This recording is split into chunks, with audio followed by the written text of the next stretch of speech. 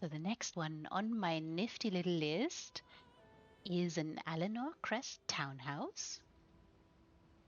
It does have a theme as well, and it is also by our lovely Onyxorb. How lovely and fantastic. And the theme reads, The Alchemist's Lair. Ooh. That's interesting. There's a little description I shall read to you as well. This was an experiment in using an upside-down greenhouse in a build. It was supposed to be for my Altmare Lightning Mage, but it spiraled out of control and ended up being for my Altmare Healer instead. She's an alchemist working on a cure for a certain skin condition. Oh, I think I've seen this one, but no matter. I love that idea. It is quite fascinating that you start. I have Onyxorb, but I'm still happy to go. Also, welcome, Crimson. So lovely to have you. Lurking in the shadows. And don't worry, you can lurk away. I think this is such a wonderful idea, you know? Experimenting, utilizing a specific furnishing in a certain way, and challenging yourself maybe a little bit. It's a brilliant idea. Oh, it's always my pleasure, darling. The pleasure is always mine. And thank you so much for opening your doors, plural, to me. Always, always. It's a pleasure.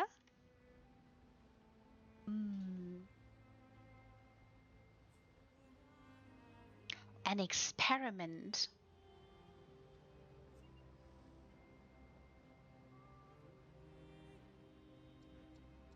Oh, I'm so sorry, darling. You know, yes, it is Friday indeed. In some parts of the world, it's already Saturday. Can you believe it? And you know, there's also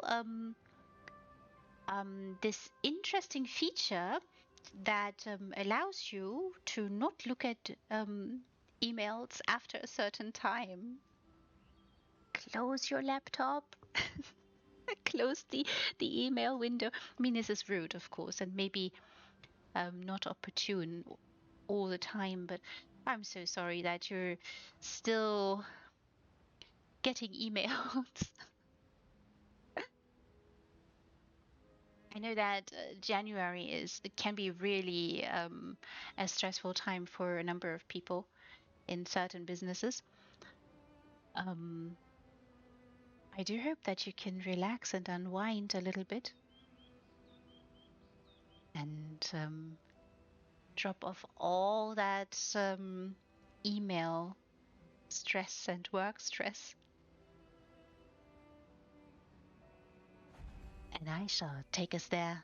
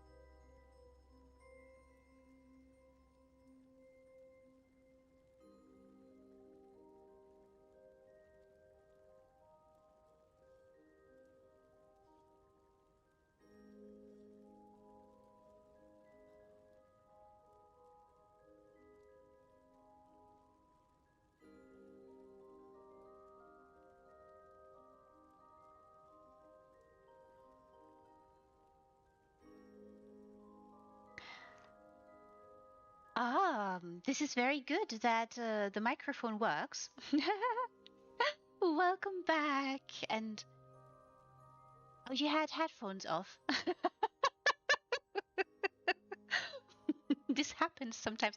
Thank you so much also for the lovely, wonderful subscribe there. This is very sweet and I thank you so much. Do not feel obliged. You don't have to ever feel obliged to subscribe like this, but very much appreciated. I'm so glad you can relax a little bit now. Crimson, one very strong suggestion. Get a treat. Get a treat this instant, please. Anything that, you know, might be soul food. And I think I meandered about this a couple of times, but tend to yourselves, everybody. Do not forget that. It's so important. Tend to yourself. Make sure you have a treat and maybe get a nice cup of tea or something else that floats your boat. Maybe this calls for maybe a little glass of wine or a bottle of beer. This is of course your choice. But do get a treat, Crimson. I think you deserve it. All of you do.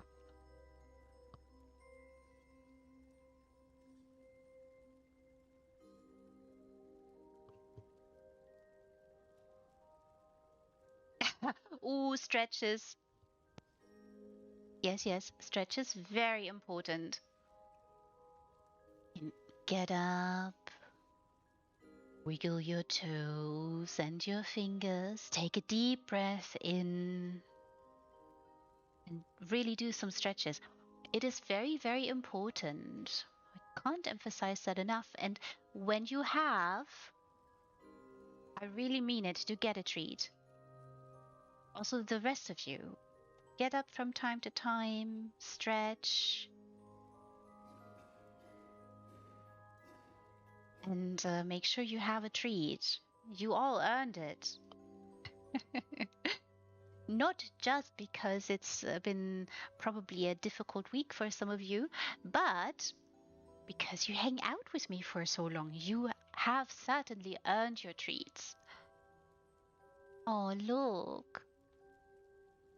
I really love the movement in those abodes, Crimson. I really appreciate it. Also the lighting here. I'm not sure people can see this, but those are the little culprits again. Can you see them?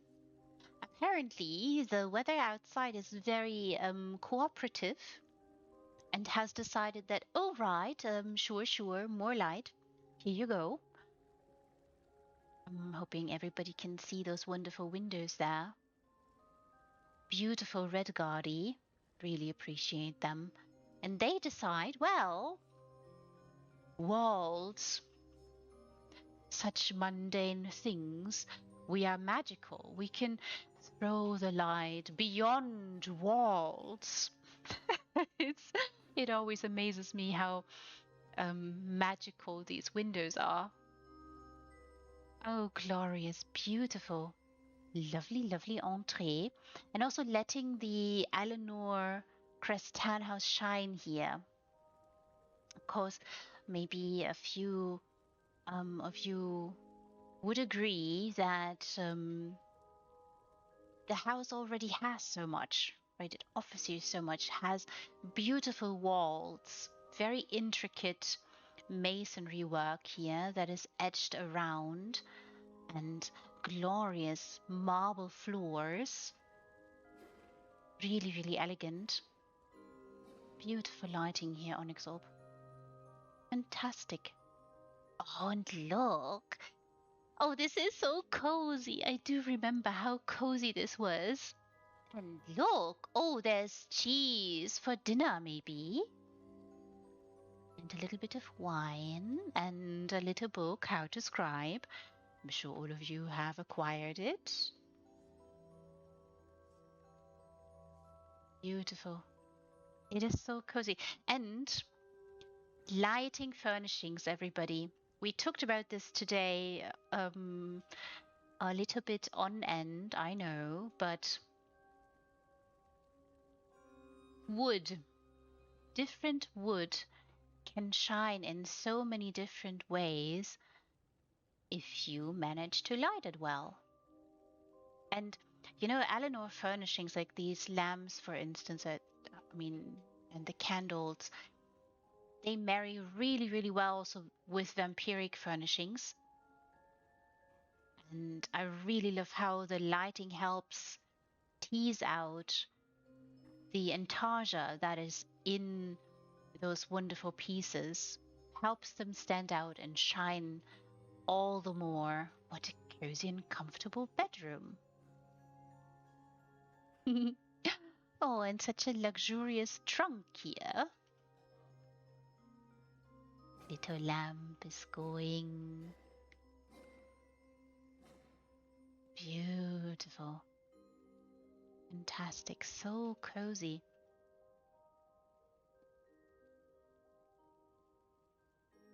Little downstairs room. Oh, is this maybe yours, Isabel? Oh, maybe not. All right.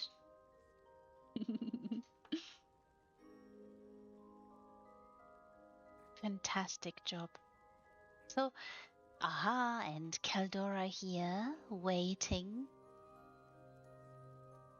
at the ready with drinks. Wonderful music box, by the way. Wonderful flower choices. This is such a luxurious place. Again, the woody furniture and also a divider, very smartly added here. This is so nice. All of you, you are in for a treat. This house is amazing. I had a lovely time visiting the first time. This time shall not be any different. Oh, I really love that you placed the Bella there as well. I want to highlight this too, so that people can see. Oh, I don't have to jump on your table. Look at that, for once. Can you see everybody individually placed? And I'm sure some of you know how fiddly it can be to get plants and vases or any kind of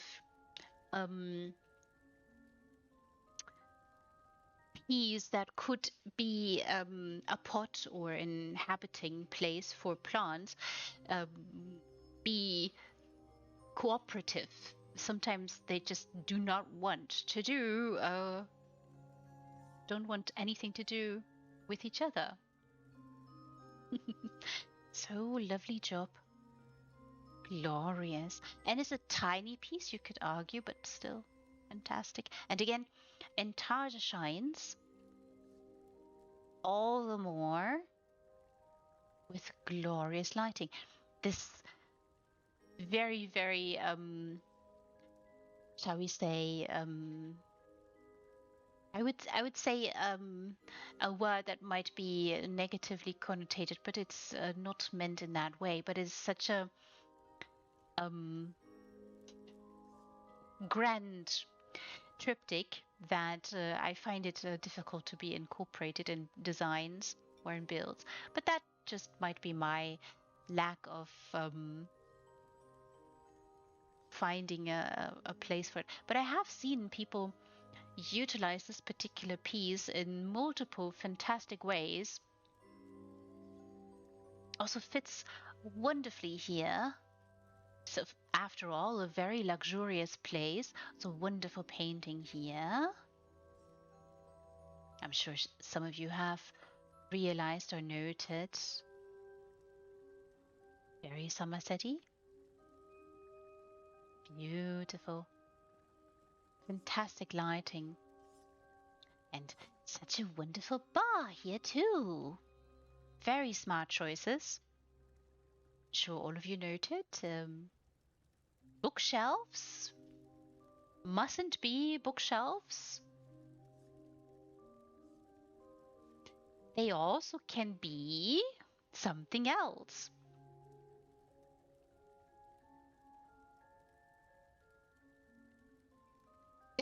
Oh, it's been my pleasure, and thank you so much for subscribing and joining us here. Well, thank you so much. I shall be back next week on Wednesday. I'm doing a little, I think it's Wednesday that I'm going to do a little showcase. I'm not sure how many parts I will do, but it is Nord lore. So houses that are Nord lore friendly.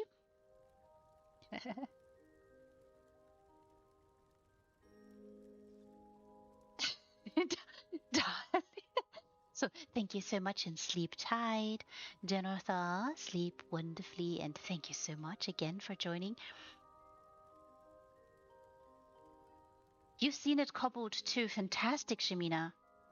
Yes, as a ceiling. I've seen this also cobbled as a bed. Like utilizing it as a frame, you know, and then cobbling into a bed. It's quite interesting. And absolutely nothing wrong with utilizing furnishing as they are, you know. There's no wrong way in furnishing or in housing at all.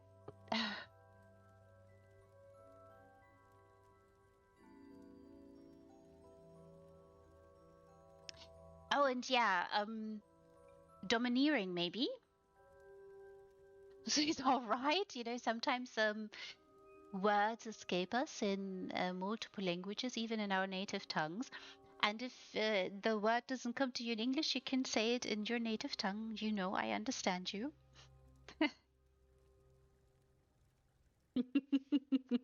Yes, I think it's a magnificent piece, both the bookshelf um and that amazing triptych.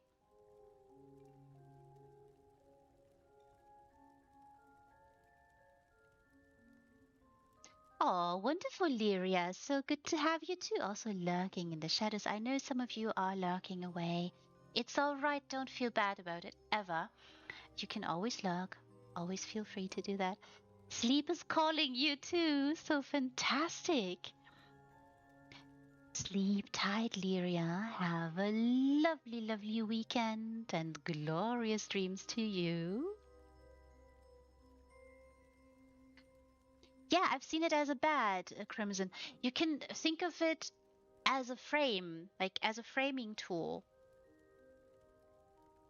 That's it's you know, and then you layer onto it. It's quite interesting what you know, think like Kitsun Dark always says, don't think of it as a um something that has a name, you know, a chair doesn't necessarily have to be a chair. It can also be a staircase.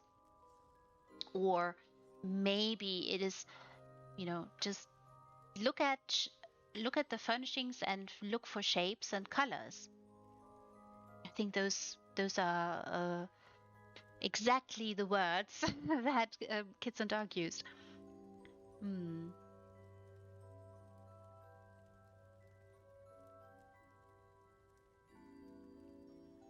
Yeah, and the gold bits, the frame, right? Um, and I think that yeah, the frame is quite interesting. You can play around with it so much. It's quite interesting. And turning it over or just utilizing. I think in oh, was it Agnamav's? I think it may have been Agnamav's one room. Oh dear, this has been a while ago, but wait, I'm going to find. I'm going to find it. I'm going to find you. I'm sorry, I could not resist. Because I think I know it was, or I think it may have been. No, not here, but okay, let's see. Let's see if I can remember this. Yeah, it was Agnamav's, and it was in a Folio showcase last year's showcase April.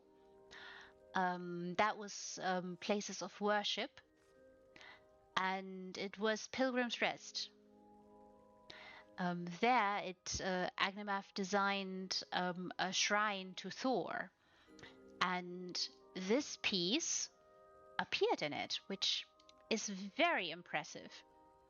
I was really thrilled to see that the frame peeked through and part of the painting as well, but it was so smartly used. If you've not seen it, would invite you to go have a look-see. I think, like I said, April showcase of the House Folio of last year, Places of Worship, Agnemath's wonderful Pilgrim's Rest. Go have a look at it. It's so subtle. Like, it took me a moment to recognize the frame because there's a lot going on in that room. So that's just it's all right. I think it's permissible that you do miss a couple of furnishings in there. Good. Fantastic.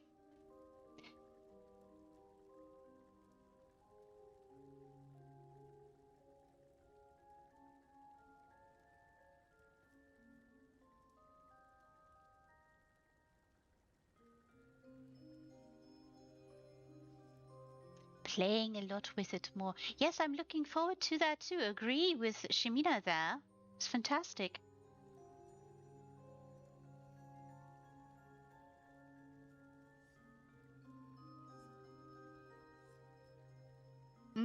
Yeah. Again, the metal frames are actually quite interesting, you know? Is I mean, it is also the part that may make the triptych come off as very pompous. And that is, by the way, the word that I was trying to avoid.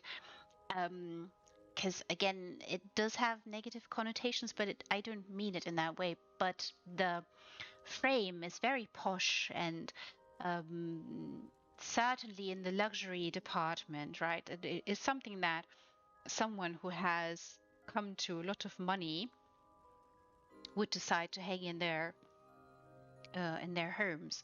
I think that it's pompous is quite all right to say, even though it does have negative connotations. You're horrible with names, really?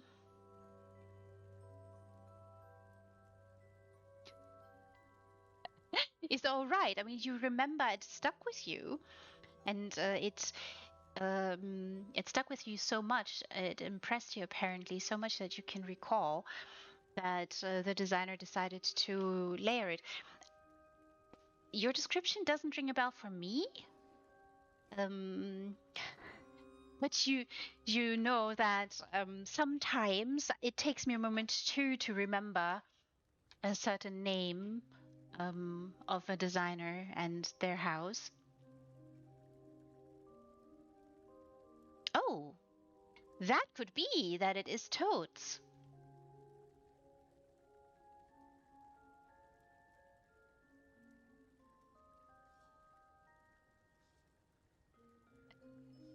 Shimina, that's interesting. That's so interesting. Ample domicile of Toads. That's a good pointer. So maybe have a look there. Would be PCNA. Would most certainly be PCNA, I think. And I think it's quite interesting. We talk about Toads and also Ruben a couple of times today, or at least we mentioned Ruben. And Kitsune was mentioned also. Those are designers, all of them, pushing boundaries in regards to what to look for or how to utilize furnishings. And they push the boundaries so much so that they break open spaces so that other people, other designers can learn from that and see just what is possible in housing and what might still be possible in housing. Because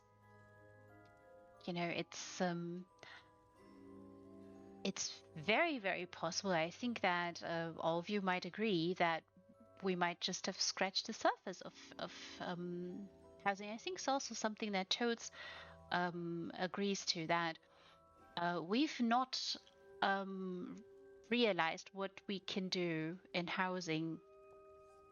There's a lot more. And that's also why I keep saying that you guys go ahead and try things. Don't be shy. And maybe if you struggle with something, then ask for help. The community is here for that, to help you, to also give you pointers, collaborate, or even push you into certain directions sometimes. I think that's so useful and so lovely. It's an amazing piece. And yes, also I can't get over this because I really love that you are lighting the places so fantastically, Crimson. It's so fantastic to see. Just the wood shines so much, and the color in the wood is so different. It's not a homogeneous, simple one color thing. It has layers.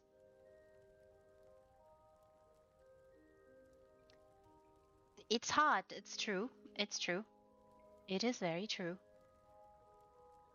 I mean, I think we've talked a number of times about the Azure cage plasm cage, the Azure light, the blue light, everybody, the big, huge blue light.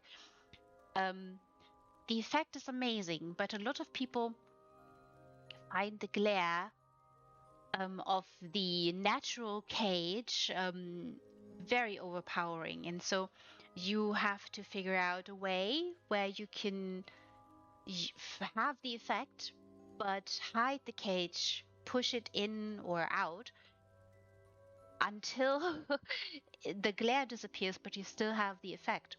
And that's sometimes just like centimeters.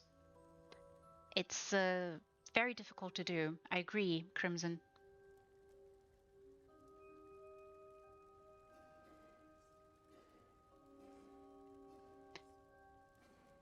Exactly, Shimina.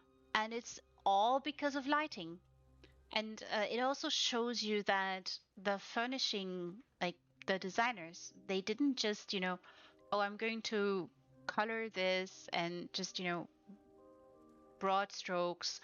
No, it has layers. It has different hues, and it can shine in so many different ways, which is why I keep meandering about it. Aww.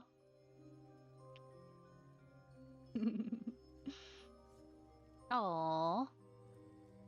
Oh, you guys, this is so sweet. Also, now we are passing through this little wonderful partition, the little divider, or paravent. Here we are. And again, very smart choices here. The kitchen, everyone! We found the kitchen again. It's not like you hid them, but still. I really love that. I really also love the motion here. Bread being baked. I'm so thrilled about this. Bread is very important to me. Fantastic. So also such a lovely layering job here into this magnificent fireplace. And something is stewing away. And another wonderful sink. A lovely faucet here too. Beautiful. It's so elegant. You've done such a lovely job here. The water feature too. It's just, having a little kitchen, and it does have a sink with water. Fantastic. And here again, Very nice lighting, teases out the wonderful intarsia. It's interesting that you're using a mirror here. I think it's a mirror. Or is it not? Looks like a mirror. Oh, also nice idea. Yay! I like to use that one for flying carpet. Very smart choice.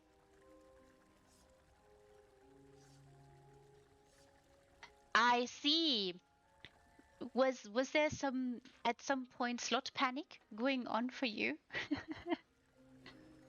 I know that some designers experience that when they hit a certain slot number, they're like, "Oh no, oh no."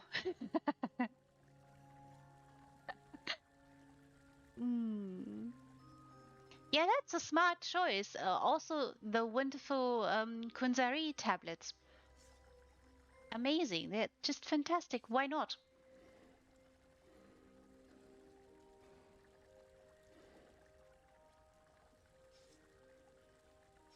Ah, how can I fill and what can you remove? I love that you turned over those wonderful goblets here. And more baked goods. Fantastic. On a lovely tray, too. Oh, so fantastic. And yeah, of course. And this is why I say, or why I keep reiterating or restating how difficult it is to furnish these large houses without them looking bereft, right? There are a couple of examples that, in regards to size, the Grand Sijic Villa, for example, is one of those extremely large places that if you wanted to use everything that the house offers you, it can look very, very bereft. There are a couple of things here and there that you could place, but overall, you can run into issues because 700 slots on that abode, ooh, very rough, very difficult. So I totally feel you. This is so difficult to do. And you have such wonderful little pieces here. Can you see everybody? Wonderful motion. The knife, slicing the bread. Fantastic. Utensils here. Ooh. Is that also a mirror? A little hand mirror? I think it might be. Yes. I love that. I love that so much. This is fantastic. Also placing a little, maybe this is a spoon or a little ladle. Glorious. Oh, and in the pie dish, there is pie. Everyone. Yay! How lovely. How fantastic. How glorious. Oh, I'm getting very hungry seeing this lovely seafood dinner with pie and blueberries and bread. Oh, and such lovely vegetables here too, and herbs. The herb rack here, and even more herbs there. Oh, it's so fantastic.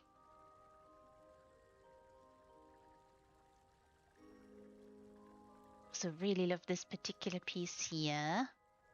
I really appreciate that. Also very nice lighting in there.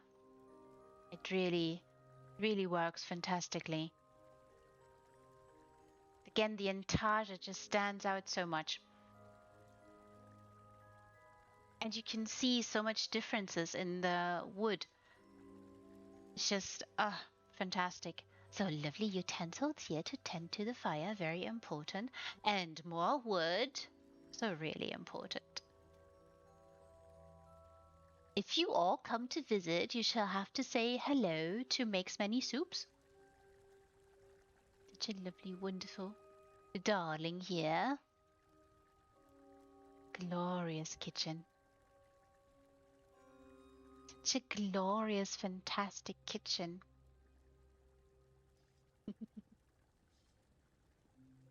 Magnificent.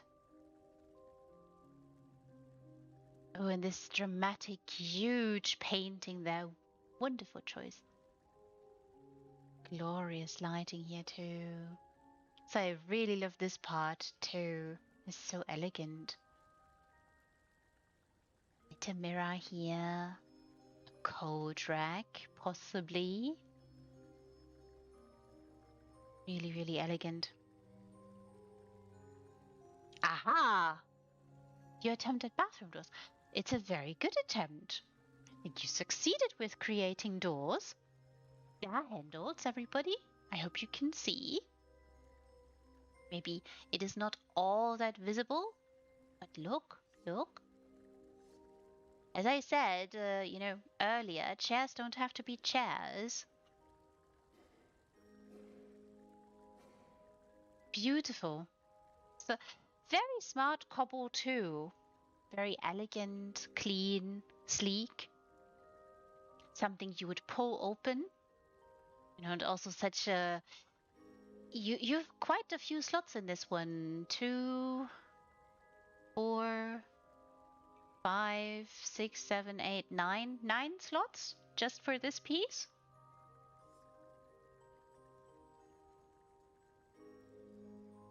Maybe I'm not. I've missed 1 or 2. But it's sometimes you guys design kobolds and those eat away at your slots, of course, as well.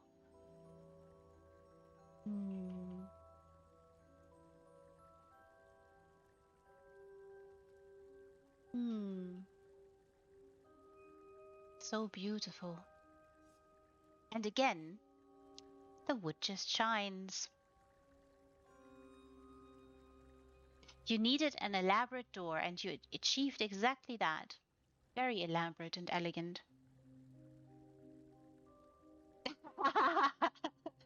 Do you mean the stall door?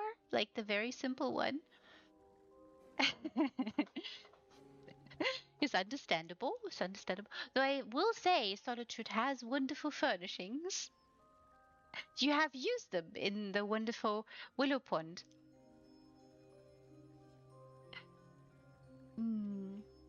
It's so fantastic.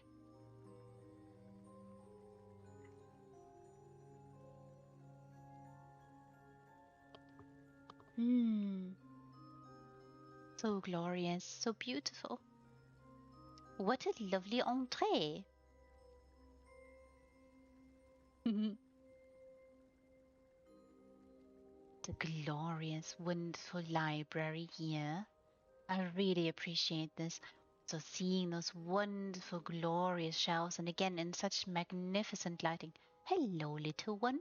So really appreciate that. This is a cobble, I think. Yeah, yes, it is.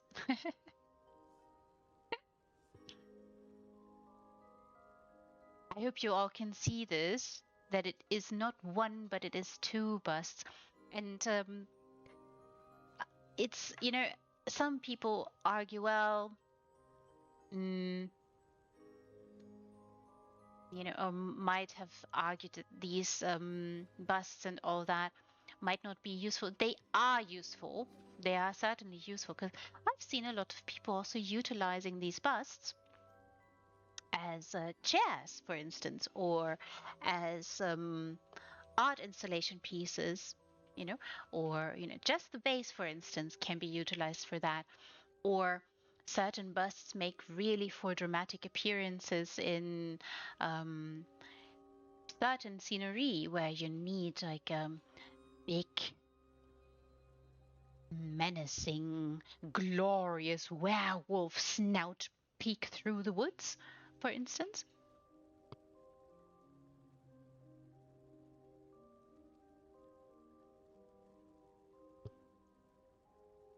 Do not discard them.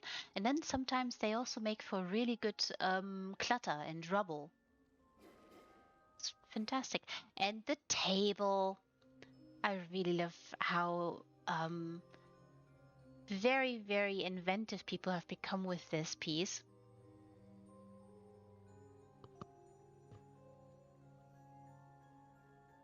Yes, they have their own slots, and that is a good point. Slot savers are always a welcome thing,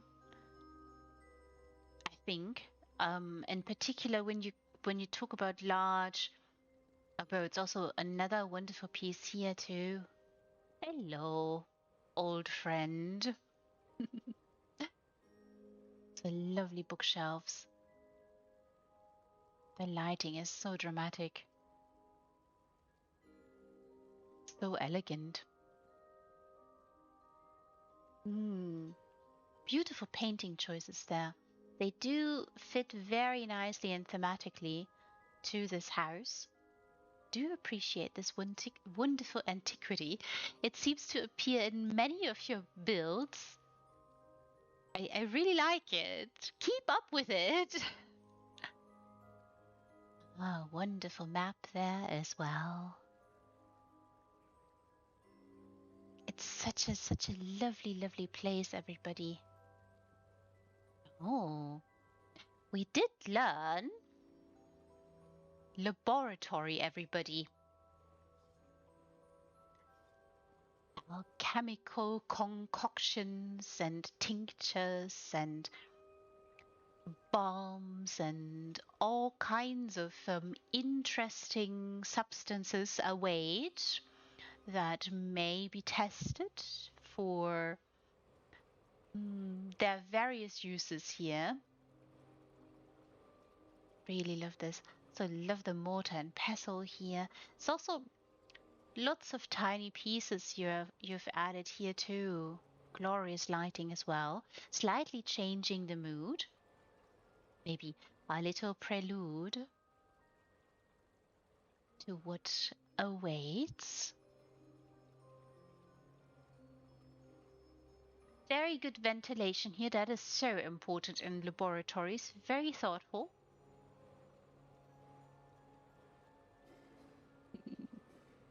Aha.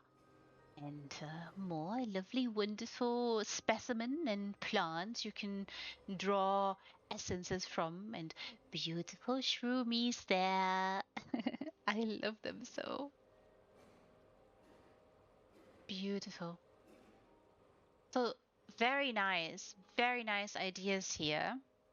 Just going to show a little bit because it is not a wall that exists. It's put in by our dear Crimson here. I really appreciate that. It's very seamless. It's really smooth. All the utensils here, and they said substances, concoctions to become, maybe. Glorious. Really fantastic. And now, in this lighting, the same furnishing, the same wood looks different. Just slightly different, but it does. I really love this. You've done such a lovely job here, filling the shelf, adding so much to this magnificent, glorious laboratory, or, yeah, alchemical test tube. Towels and a little bit of fabric here. And what a specimen too! Oh my! I do love that book. The mushroom classification book. Wonderful clutter here. Little stack of paper, inkwell with a quill in it. And more alchemical concoctions. Fantastic job. It is so lovely. It is such a lovely place.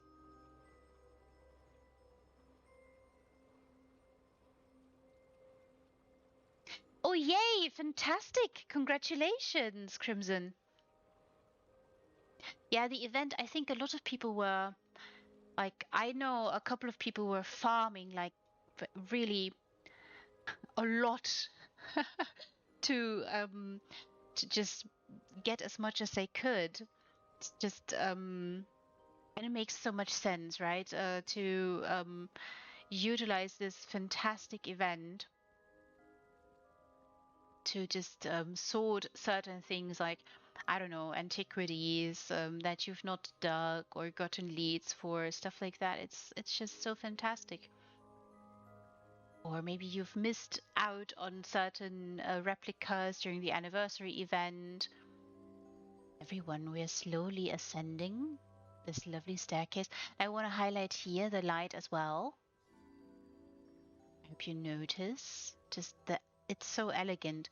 And as I said earlier, the windows or the weather outside is so compliant with us that the flowers have lovely lighting added to them here. Now, all of you, I hope you're in for a little surprise.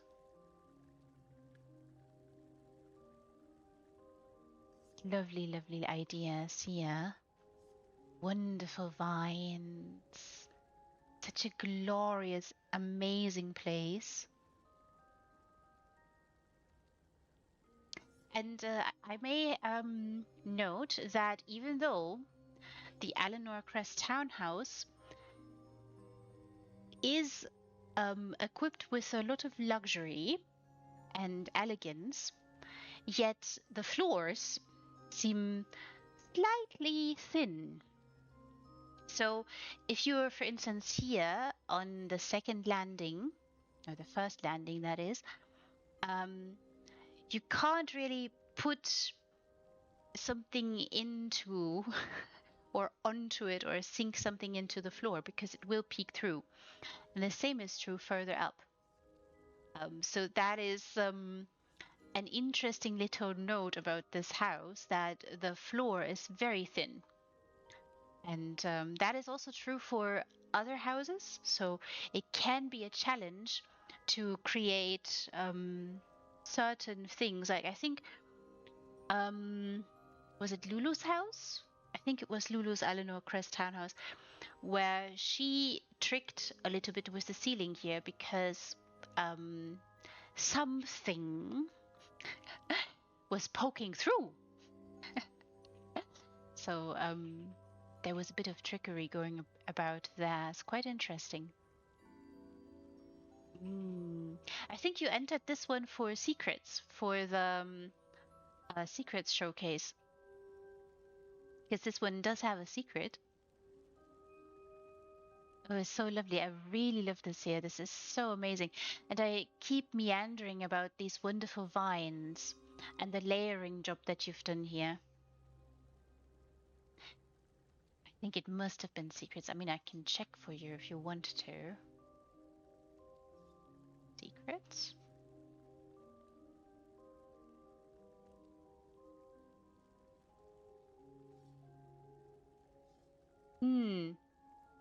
Seems I'm wrong. Because in secrets it doesn't appear.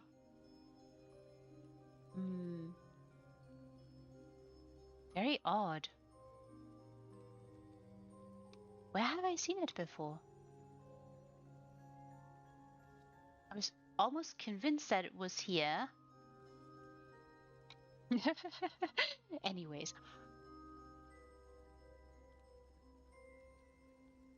Oh, spoilers. Okay, okay. So we don't spoil anything. No, I'm not Oh, okay. I know, yeah, we're not going to say it, but I know now which one. Yeah, found it. I know which one. We're not going to say anything. This is so fun, Onyxorb. This is really fun. I really love this. And I keep, like I said, I really love the layering here with those wonderful, glorious, wonderful vines and the beautiful, glorious glow bugs and the different lovely clusters here. When you do see them in Cold Harbor, of course, in the Cold Harbor so real estate. Now you're laughing. You know which one it is. I'm sure. This is so much fun. Yeah, if it's not secrets, it can only be the other one, right? There have been a number of showcases. I'm sure you'll forgive me if I'm not placing all the houses in the right one. Oh, this is fantastic. And I really love the additions you made here with those glorious, wonderful trees.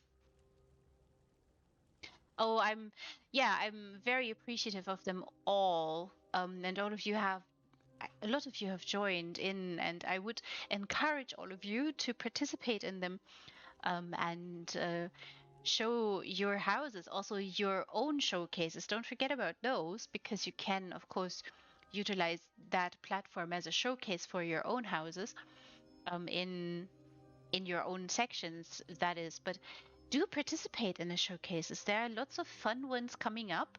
I'm sure Hayden always finds very interesting themes. And of course, I'm not entirely sure about the other creators, but as you know, if you have a house you wish to be slow walked, there's a little form now.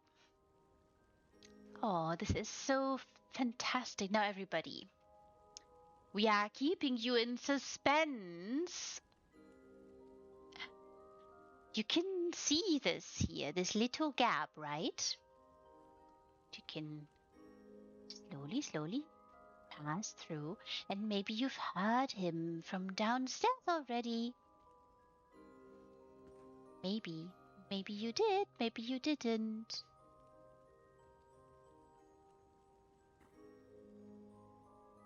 Oh, why, hello there, little one. You know, if you had a nose, I would boop it. Instead, scritches under the chinny chin chin. I know I'm supposed to be scared of you, but I'm not. Is a puppy. Is a really cute puppy. Boop. And this now gives a very clear hint of the very secretive, lovely path. Yes, you're a good boy. You're such a good boy. Oh, you didn't? Aha, look at that. And you know, try that with a couple of the busts and the trophies. There are some of them that have interesting effects too. So if you're designing something similar like this, try some of them. Like I said, you could like a certain werewolfy, howly figure, for instance, or there are others that have a slight glow to them. Just it's fantastic. Yes, little one. Such piercing eyes you have. Wonderful shrubs you've chosen here. Beautiful, lovely shrubs.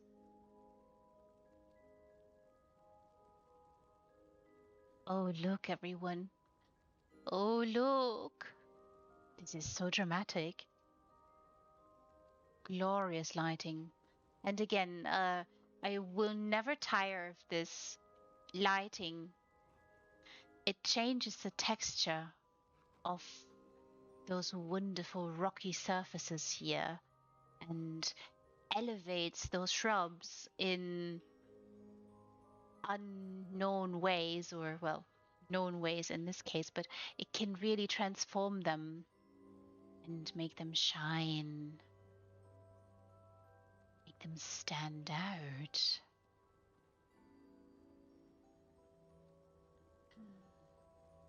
I really love this. This is so fantastic. This is so amazing. Look, everyone, look. Oh, look how dramatic. How very dramatic this place is. Oh, and such a cozy place. I'm sure now all of you guessed which showcase we're talking about. You see such a cozy, glorious sleeping place or resting place. Beautifully lit. Such glorious choices here. I really appreciate all the there are a bunch of stairs here that maybe people aren't aware, but that wall is not a wall, it's stairs. And it's rocky choices here. Glorious. Also the statues and figurines and all that. Every single furnishing really benefits from being lit well. Just the curvatures, the contours, everything just stands out so much more and elevates the statue to, yeah, create an even more dramatic effect.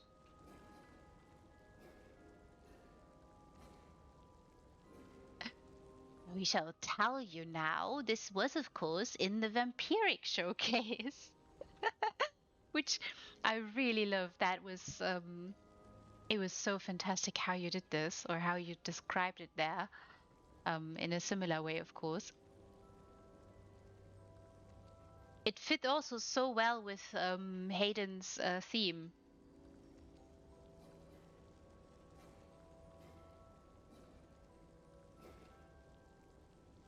You have way too many.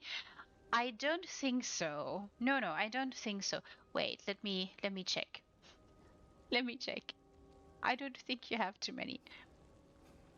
Um, 1, 2, 3. Let me see. 1, 2, 3. Just four? Just four, that's all right. I think it's four, right? Seabloom Villa, Ebonheart Chateau, Alinor Crest Townhouse, and the Snackpot. This is completely fine. On par with Wednesday morning, if you want to know. Hers were her hers were wow. They were just very very stunning. Yes.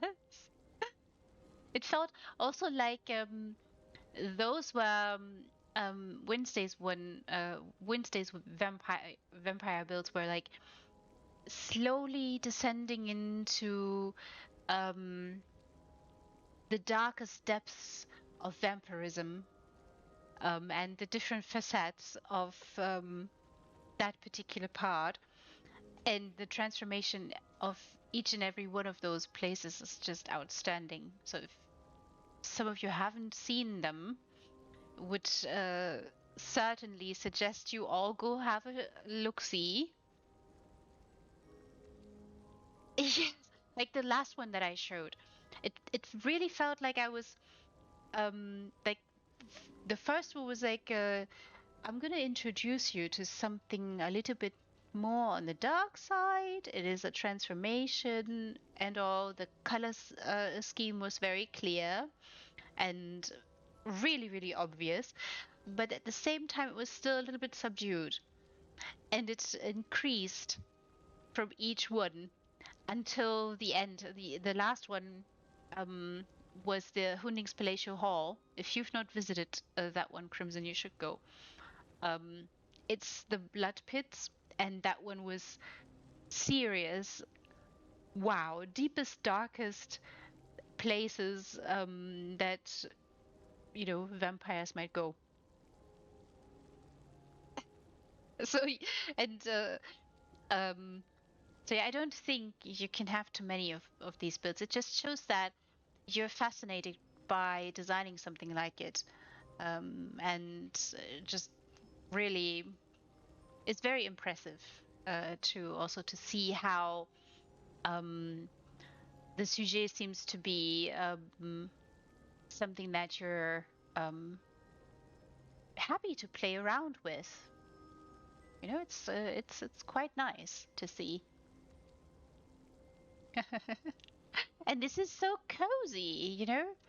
So cozy and comfortable. Look, everybody. Also, lots of cushions here. So many cushions. Yeah, so Wednesdays were. Now I have to look, but the last one is certainly the Blood Pits and the Huning's Palatial Hall. Cliffshade, House of Silent Magnifico, the Merry Wine Estates, and as I said, Huning's Palatial Hall. Those four were Wednesdays. Definitely go check them out. They are amazing. Wow, really, really amazing. Oopsie.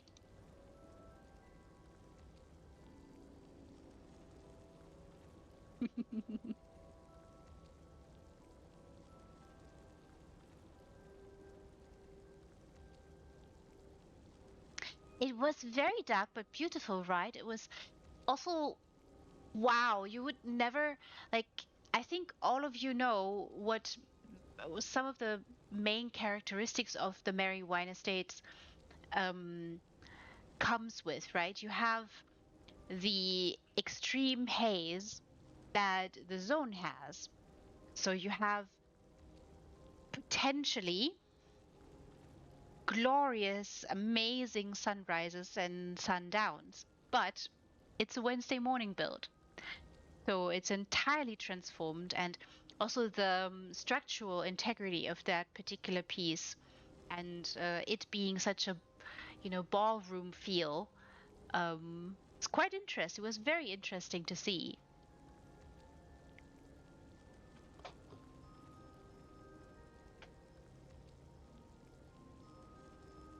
But yeah, the Huning's Palatial Hall, go visit.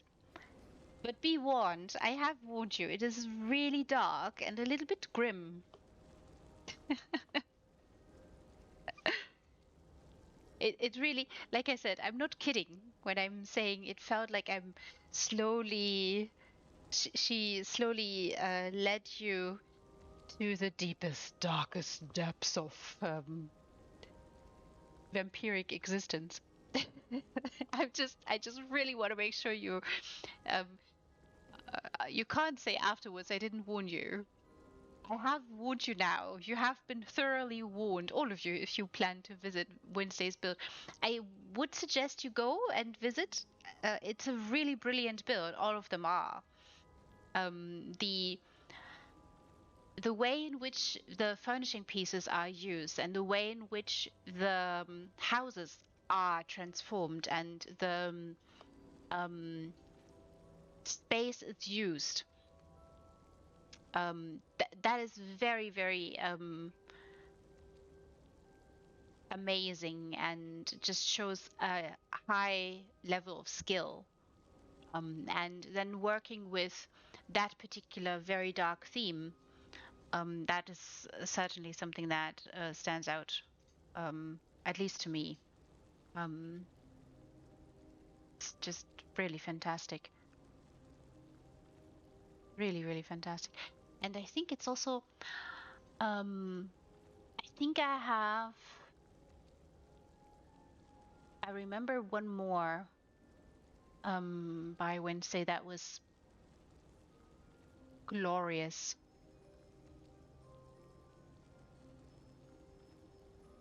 Hmm.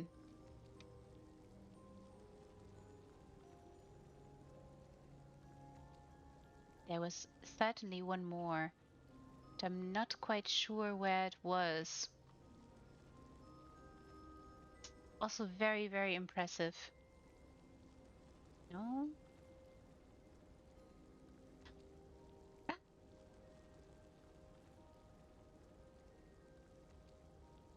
No, not this. Yes, do check because it's just amazing how much glorious is there. Uh, no, no. I think there's one that is missing here that wasn't entered into the vampiric one, but I'm quite certain that we have seen it, that I have seen it somewhere. It might have been in a competition.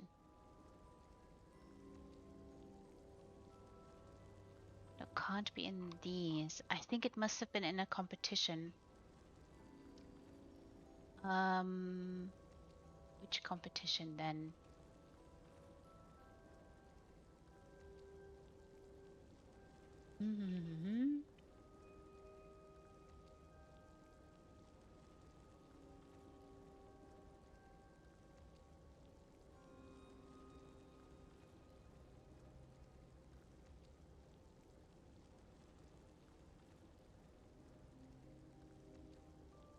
Now I'm wondering which house this was and where, but I'm fairly certain it was very recently that we've seen that one, and it's very dramatic. It's really, really dramatic. No, not this competition. Where have I seen it? I'm so sure I've seen it. Not this, not this, not this. Ah.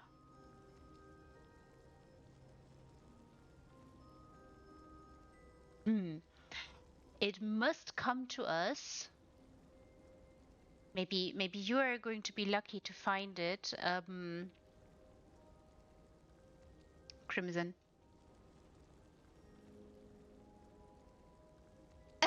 Yeah, fantastic.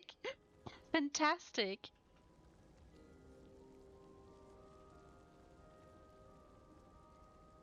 Well, hello then. Good evening to you, darling. And so good to have you, Dulcinea. Dulcie, is so lovely to have you. This is amazing, is it not? And lovely to have you chill with us. And it's a lovely, beautiful, very relaxing coffin. We're currently meandering about. Oh, it's been a long work week. I'm so sorry to hear it. Have you gotten a treat by now? Calm down a little bit, relaxed. You know, I heard this from a lot of people. That January has been grueling, and for some it's been rather rough. Oh, I'm so glad it is. You're making me blush a little bit. Oh, I'm so sorry, all of you. Yes, work, rude, very rude work. Should not do this to you. We are wondering where we've seen this. Super calming. Crimson. Now you're all making me blush. I'm so glad no cameras on me. Oh, care home. Oh dear, yeah, and there's a lot going on for sure. Oh dear. Which home this is? So this is Crimson's Onyxorb's home. It is an Alinor Crest townhouse.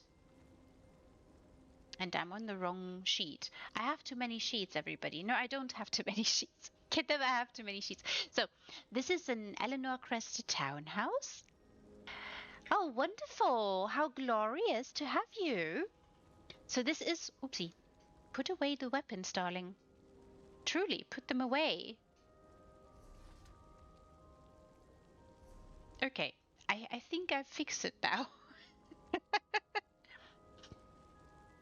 Yes, it's so we were meandering about Wednesday, one of the houses of Wednesday morning, because I know I've seen one more that was absolutely stunning and amazing.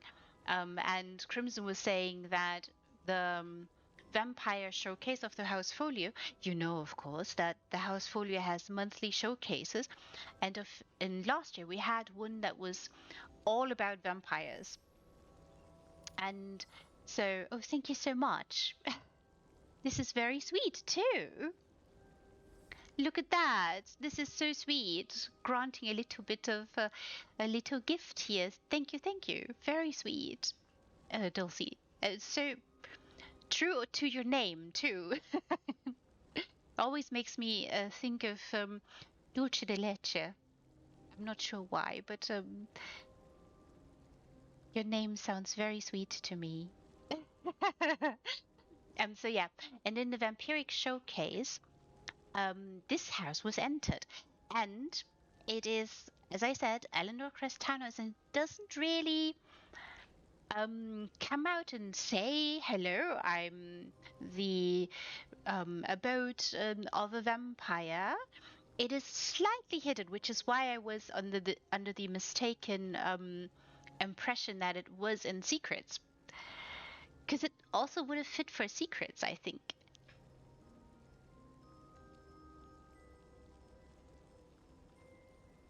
Aha! So I wasn't going to say that because it might be, it may have come across a little bit presumptuous, you know. Don Quixote de la Mancha. It's a very interesting, I mean, Cervantes, right? Very interesting book too. We've spoken about books earlier today too. Very interesting. It's a beautiful book, very interesting. Lovely story, very dramatic too. Oh, there's a film. I've never seen the film. I've just read the book.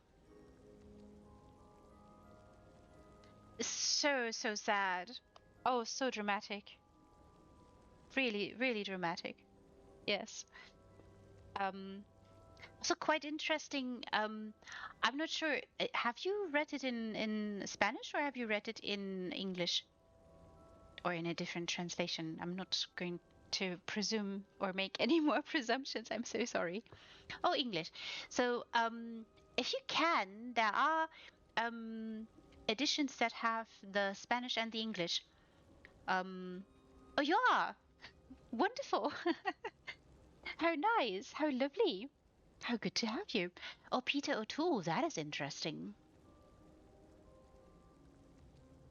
I have to look into that. That's such a good tip.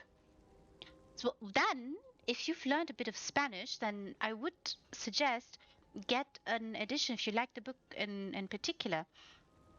Get an edition that has Spanish on one side and English on the other.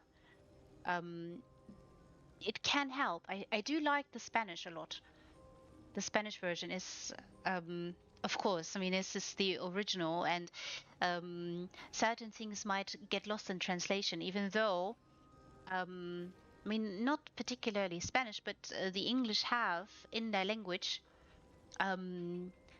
wonderful little remnants of all those who have come to the Isles throughout the ages and left bits and pieces behind.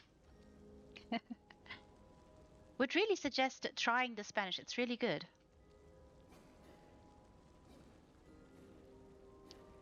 Uh, you know, there are lots of books that lose something or certain things that lose something in translation. Certain expressions don't exist in specific languages or in all languages. And so if you want to translate an expression, as a translator, you would think, okay, do we have a similar expression in the target language? And then you would utilize that, but it's not an exact translation, right?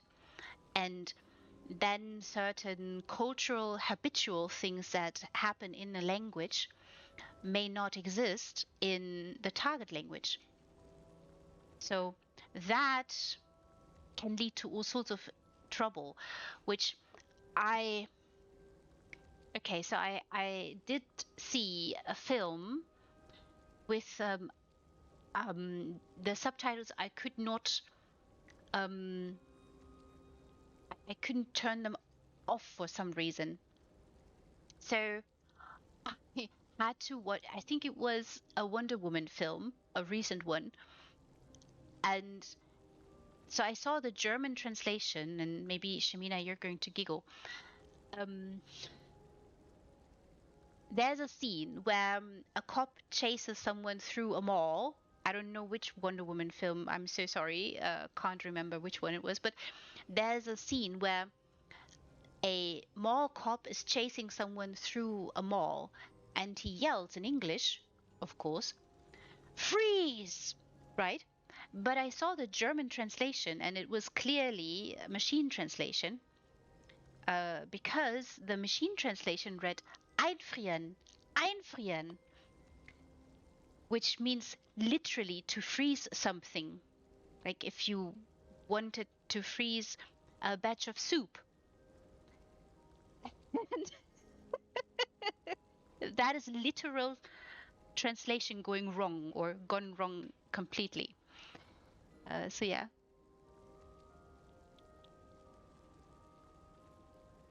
Oh, very good. The Man of La Mancha. Very good, very good.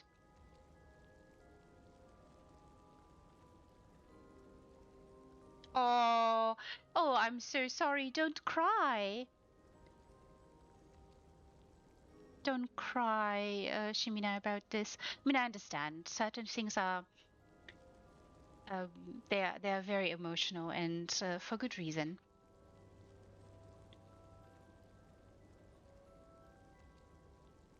Ah, interesting. Very interesting. Oh, how very very generous of you. This is so sweet, Dulcie, sweetheart. Hmm.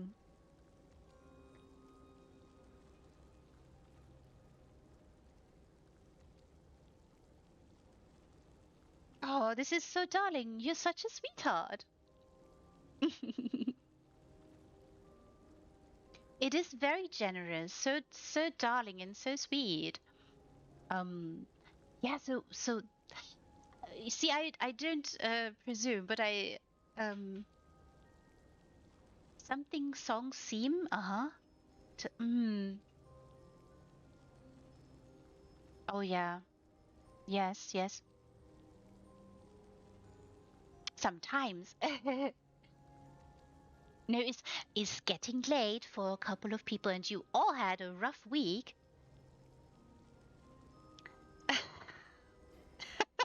You're such a darling. You're so sweet. That is really sweet. I really appreciate it. It's so darling. Yeah, and then, Crimson, where am I based? Can't you tell? Is I had people guess a couple of times. Apparently, it's hard to guess. I'm not sure. But I was gonna say, Crimson, there are also songs that may have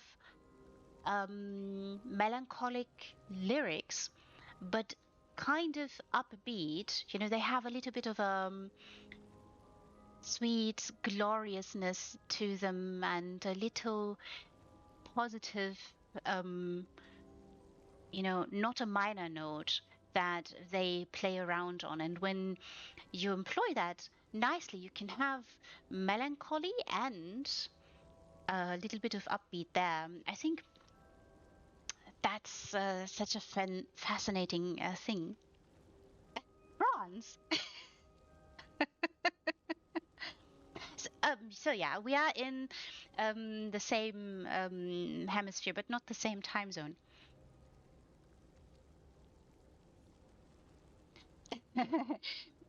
Not France. Not France.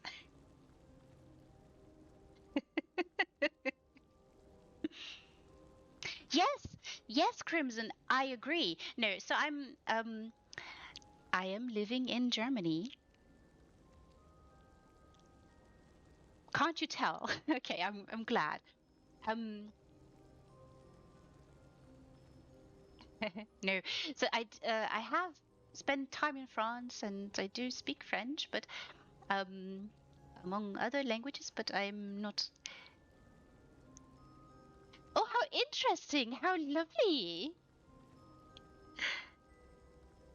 It's also good that um that's our brothers next door. Languages are so similar too. You can understand a little bit of Dutch and a little bit of German. Ah, interesting. It's a wonderful town, I heard. Weissenburg.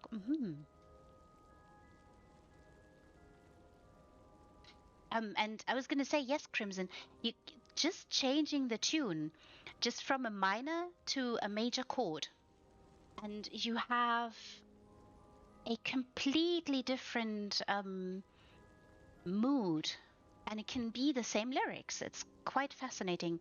And again, that is a point where I'm going to say the music and certain ways in which sounds are employed,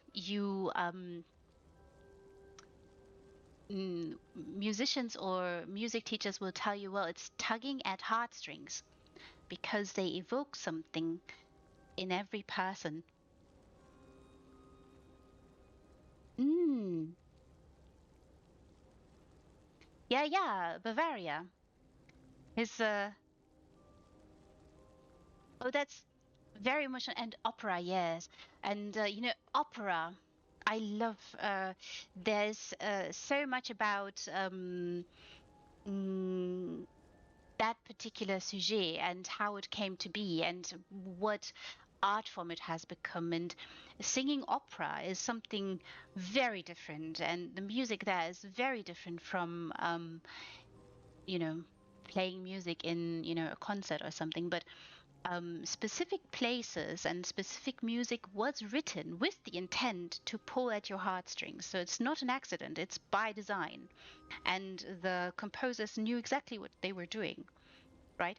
And then again, I'm going to cite other people here too, great musicians, who all agree that some people write music and play music and can sing a little bit. Um, and then there was Bach, you know, is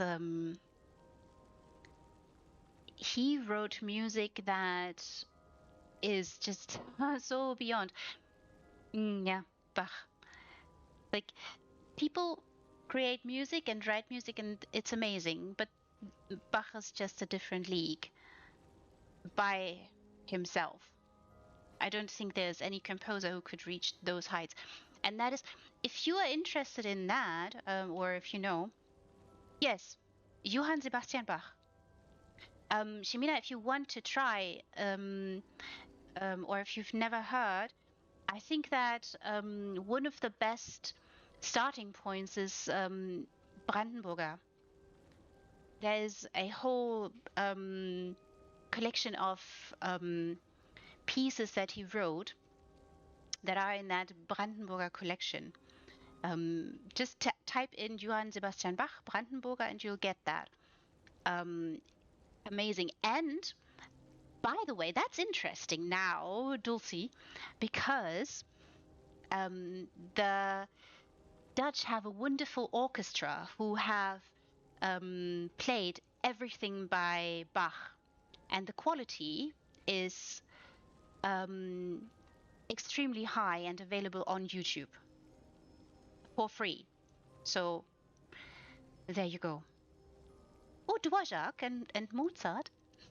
Fantastic. If you like those, you might like Bach too. Oh, Rachmaninoff. Yes. Tchaikovsky. I do like Tchaikovsky too. Yes. So let me find it and give you a proper link.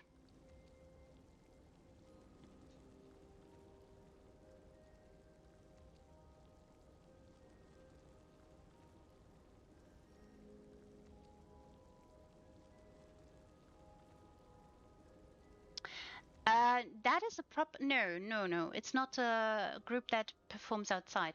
So the concertos, Brandenburg concertos, You should find the catalog is BWV and 1045 to 1051. It's 6 concertos, all of them absolutely magnificent. And if you wanna start with Bach, that is something where I would start. So, and the orchestra that did it is from the Netherlands.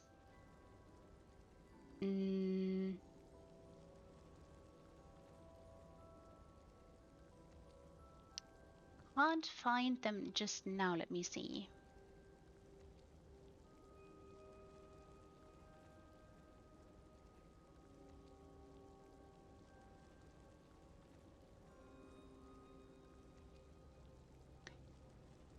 They really did an amazing job. Is it the Musical Heritage Society? I'm not entirely sure, but it is a very, very good high quality recording, because you can find Bach, but oftentimes not in really, really good quality. And that is a shame, because it's such a he was such a master. He was really, really a master at it.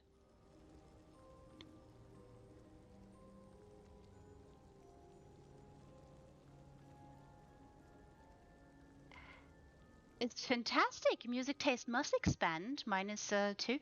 I do. So I will say that I think a number of musicians have what should I say? Looked at Bach's writing, like the writing that he's done musically.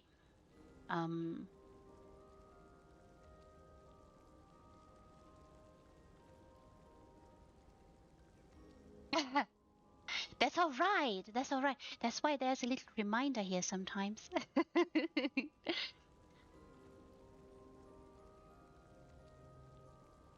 Oh, Zimmer, Hans Zimmer. Yes.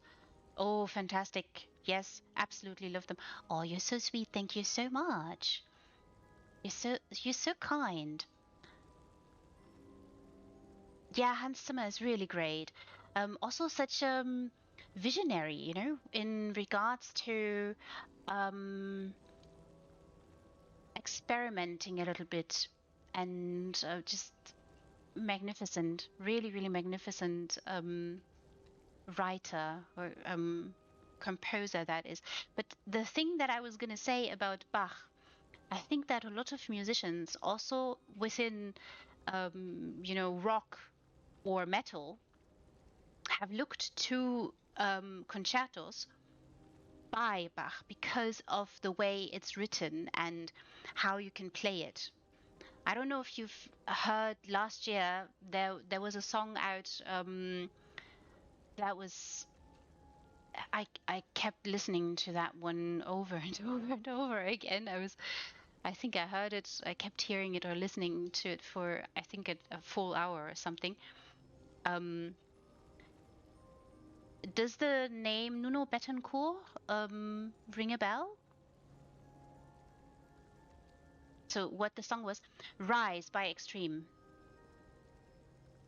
The song is called Rise and the band is called Extreme.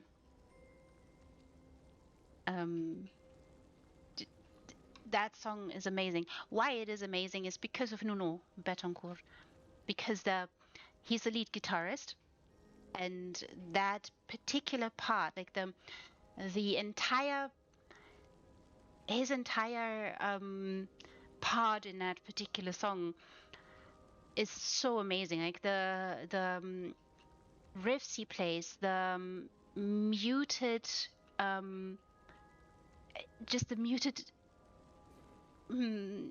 crescendo that he goes into. The chords are so amazing, and the static riff is really, really fantastic, and it's so fast. Yes, precisely the same ones. The same ones that did More Than Words. You will like Rise. It has way more catch than More Than Words. And the guitar in More Than Words is of course also Nuno.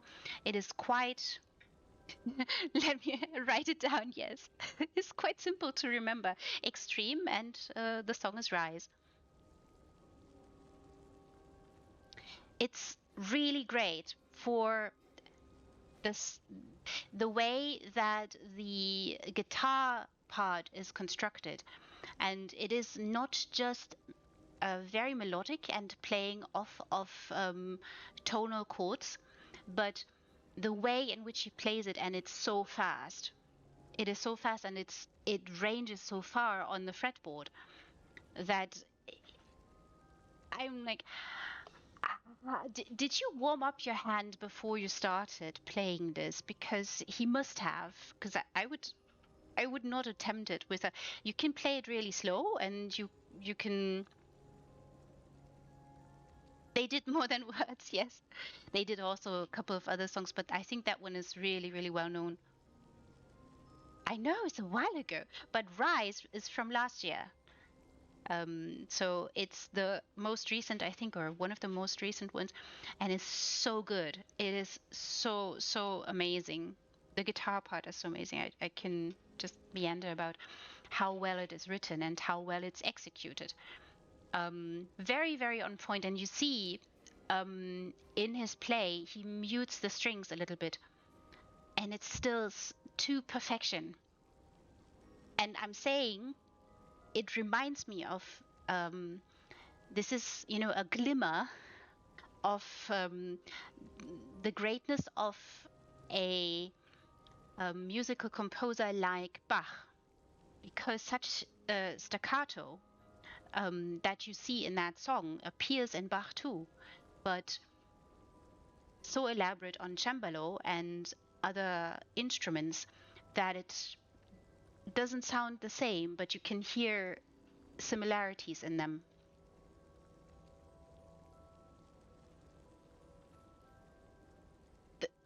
The riff is, and it's so amazing how he does it. It's just, you can note down, note down the sheet music for it, right? And then you can start playing. But you need to seriously warm up your hand and practice until you can try to attempt to be as fast as Nuno. But I don't think anybody can, which is why maybe I'm saying that. But Van Halen comes to mind. Maybe there are similarities in the guitarists. But yeah, music, fantastic theme, fantastic way to create emotions.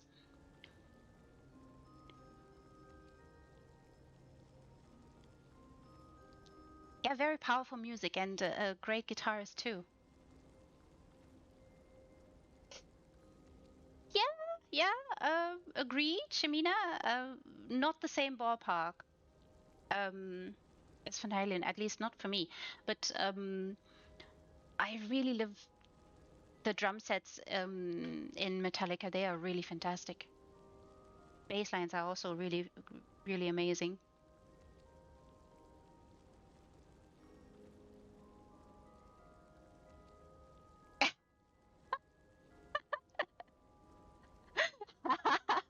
Shamina, that's so funny. Oh, no, absolutely not. No, absolutely not. No, absolutely. I find with Metallica, I would say I do like the bass lines. Like, yeah, I do like the bass lines more, and the drum parts. The guitar is not as impressive to me. The distortion is quite interesting, and the way in which they have employed certain techniques. But yeah, if we are talking really amazing guitarists or amazing bands, you can't get past Led Zeppelin, I think.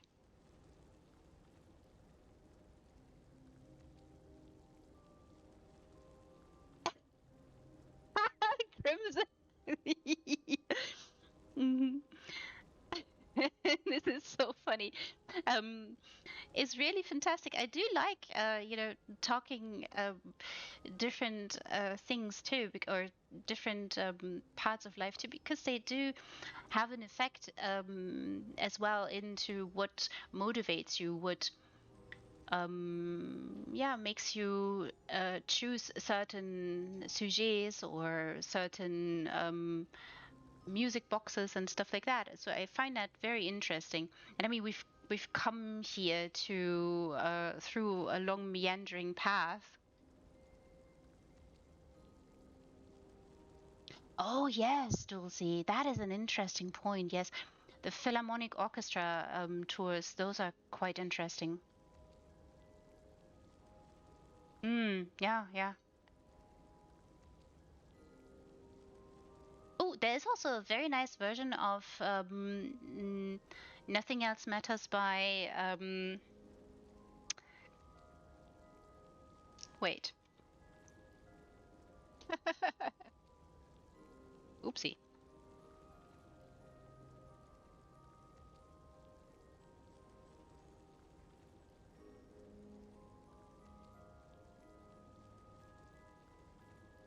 I think no, it's wrong. That's wrong.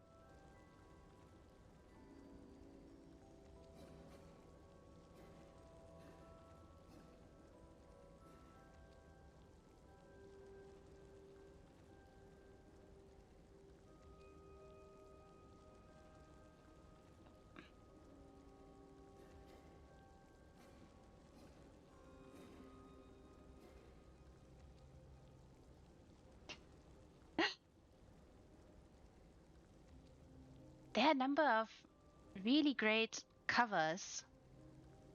No, not voice play. Voice play is fantastic too, but they are fantastic because they have a great bass. They have a great bass in their band.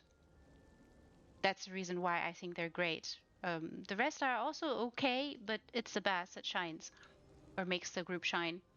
No, but come on, Ree, you can remember that band. Why am I not remembering it? Actually, I think I have that. Listen, everybody, I have the CD here. Ah, no, it's not.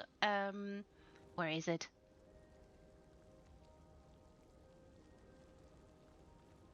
Hmm.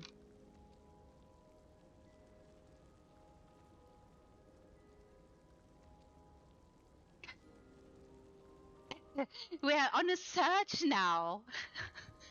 No, not Miley Cyrus. I do not like her, not even a little bit. I'm really sorry. I don't want to yuck anybody's yum.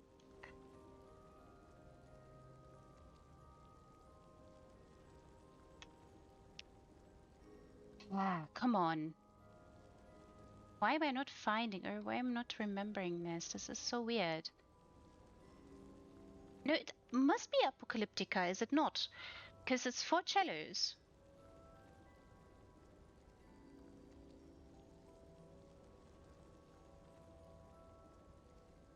It's the four cellos played it, and the two cellos also covered Metallica. Hmm. Those I really like those covers. Why? Because they focus on the melody a lot, but the bass line, and that's why I'm saying the Metallica bass line is always really, really great. They have a fantastic bassist, and um, it's always really well written and really helps the songs elevate and come to really greatness. And the drums are fantastic too. And that's why, to me, yes, Metallica shines a lot, but um, you can play that on a cello and it is being elevated even more.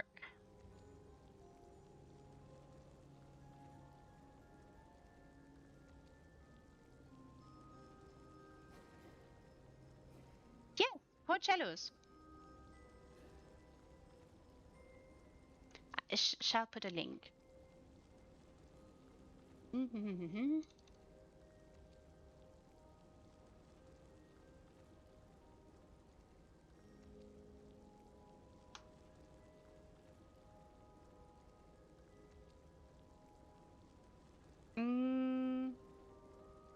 Think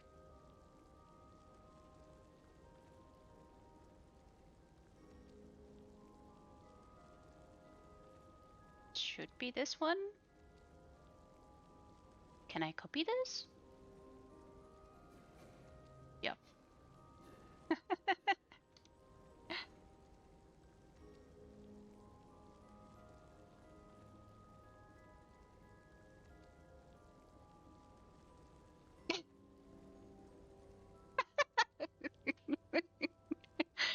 uh,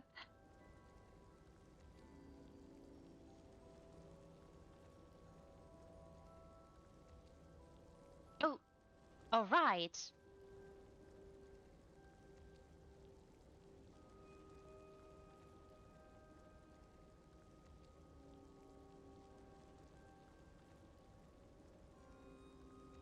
Yeah, it's really fantastic. I mean, cellos. I think a lot of people underestimate them a little bit.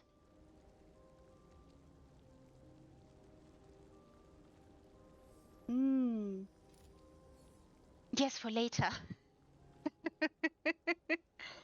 Oh, you're so generous. You're so generous. This is so sweet. Dulcie is being extra sweet today. This is so kind. Um, yeah, so there, again, I think that Metallica is a great band, and they have played a number of very groundbreaking songs and made very nice music. Um, but again, I think that the bass line is always really fantastic and helps tease out the song, and of course the drum set is just glorious. I think that they must have really a lot of fun playing their music. Yes, the two cellos, they also performed Metallica, and they did also an amazing job. They also did a number of other covers.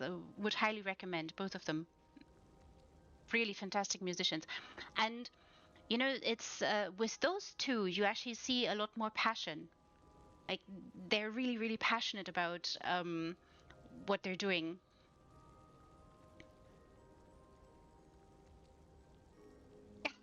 Aww.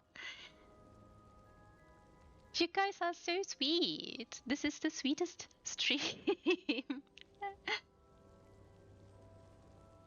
Yeah, that the two cellos there have also risen to a lot of fame too, because also they played with orchestras and did a lot of fantastic concerts, and they're really great at arranging the music so that it fits the two cellos.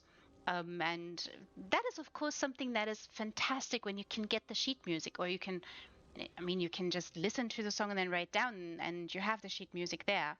But it's so glorious to see when a musician who plays a classical instrument that you would usually see more in a classical surrounding or in an area where it is more prominently seen um, and employed, right? In opera orchestras or something like that, then that makes a lot more sense. But this instrument you can play everything there. You can really play everything on that instrument. It's very fascinating to me. They are awesome, I know. They're really awesome. The two cellos are too. Just fantastic. Lots of amazing music out there. And again, it plays a big role in how we perceive places. Like, think particularly with Bach, if you're discarding, or if you're not looking at the Brandenburg concertos, there's a lot of music that was written for organs to be played in churches. And there, in particular, the music is always designed to tug on your heartstrings. And the building that you're in is always designed so that you are either dwarfed or feel awe. And it's, associated with that particular, or the owner of that particular abode.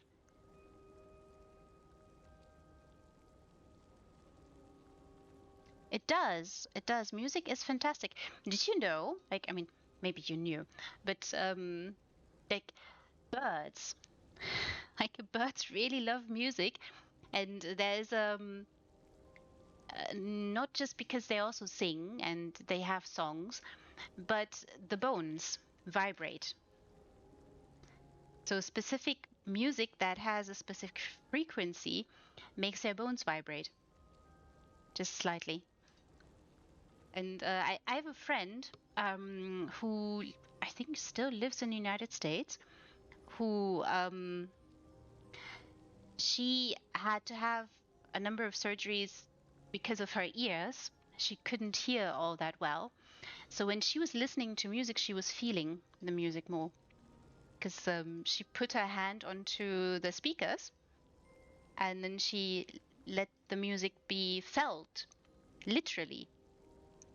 So yeah, birds feel music too, which is why they are so happy when you play music with them. If you have it's because the bones are hollow, right? And when something is hollow, it has like a guitar.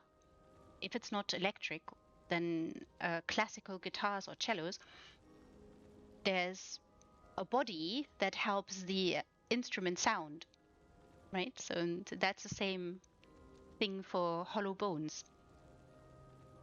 It has to be a specific frequency, though, for them to vibrate a little bit. It's quite interesting.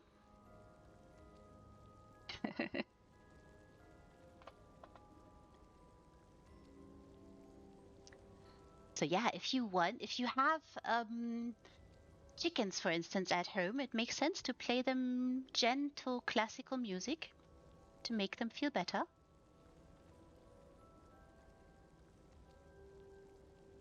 And you learned so much stuff today. I'm so glad you did.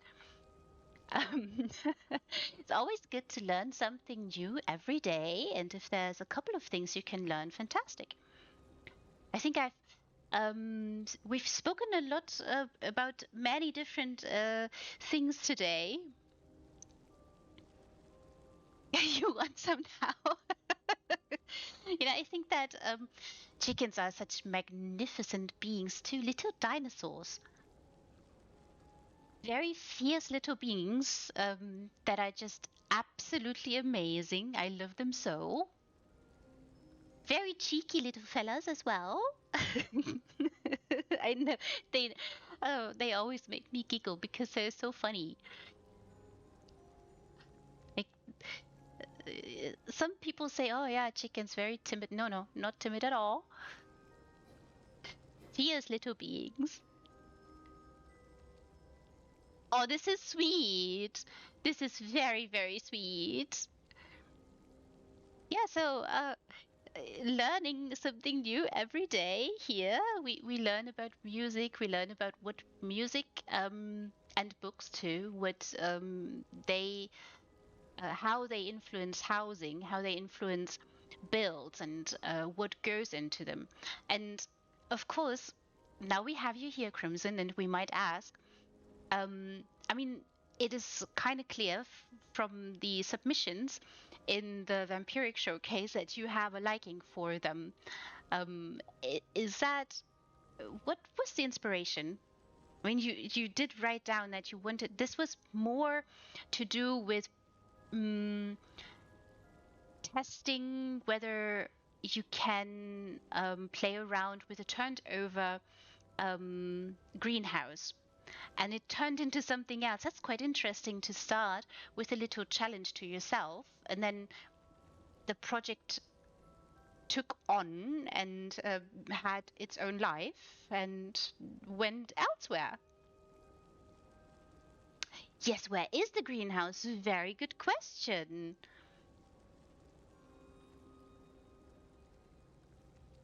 And I really love that you're designing builds around characters and their stories.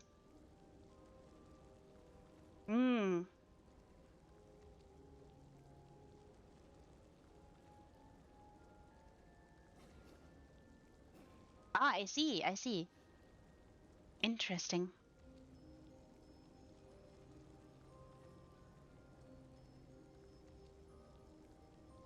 That's interesting that you say those. Um I think I recall a song associating that I'm associating with the mention of True Blood, but I can't recall anything else. Probably not watched it, but Nosferatu, of course, comes to mind. Bram Stoker.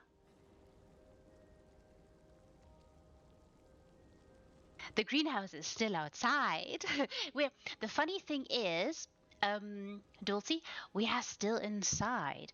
So I've shown the interior, and this is the. You have all seen the lovely place where the wonderful person that owns and inhabits this magnificent place goes for a nap. Ooh, Gary Oldman is a fantastic actor. I do love him. This one is a little puppy, staying guard, making sure that nobody disturbs the mistress's sleep.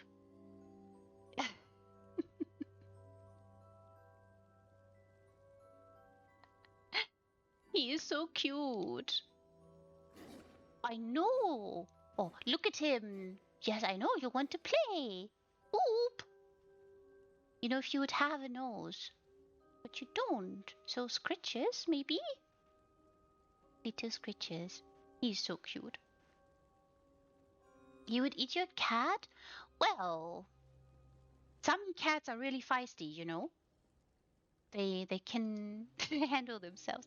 So this is a little bit of a sneaky place where this lovely, wonderful person has their little hidden away place to sleep and relax, unwind.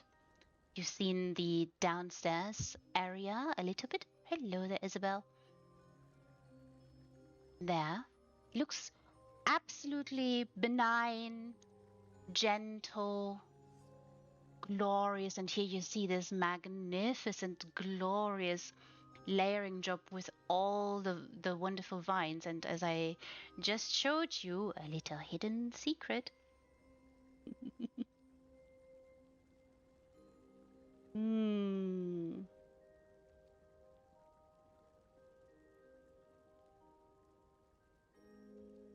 Yes, very magical. I do like what you've done here. So I'm gonna meander in beautiful flower choices. And again, we've spoken a little bit about lighting and how important it is because it teases out specific bits and pieces of furnishings. Now, there. Look up, everybody, look up. Can you see? And also, I hope you can see what the light does. What the lighting does up there to the foliage. And what an interesting idea to turn trees upside down and cover this very lofty, vaulty ceiling. And we just spoke about churches and how they have vaulty ceilings to dwarf you a little bit. So I don't have a Discord, no. How do people ask me to tour the houses? So very simple. You can, if you're not already on House Folio, that is a Discord where um, the housing community, large parts of the housing community congregates. And there I have a little communications channel. In that channel, you see what the channel is for. You guys can communicate with me there. Don't be shy. Always say hi if you want to. I will use it to notify you when a certain show will happen. For instance, a Housefolio showcase, a designer spotlight, or a special, or one of my slow walks, like tonight. There's also where I'm going to note which houses I visited, and will also link to the collection and the highlights for the relevant event, if that makes sense. And there's also a little form if you want me to slow walk. There's a little form that you can put down your houses, and I can tour PCNA and EU. I do not discriminate against either. Yes, that is also a very good point to make. That is so. And there are lots more creators there. I'm not the only one. There's quite a team there. And if you want to get to know the other creators who are also fantastic, there is a section that is called Meet the Creator. And there's a little description of each of us. And don't be overwhelmed. There's lots of channels because, as Crimson pointed out, there's a lot of designers who have their own showcases. And in the showcase, there are a couple of rules that Lulu put down. You can have a look at that and decide if you want a showcase for yourself, so that you can create something of a library there, showcasing your house. Or houses, plural.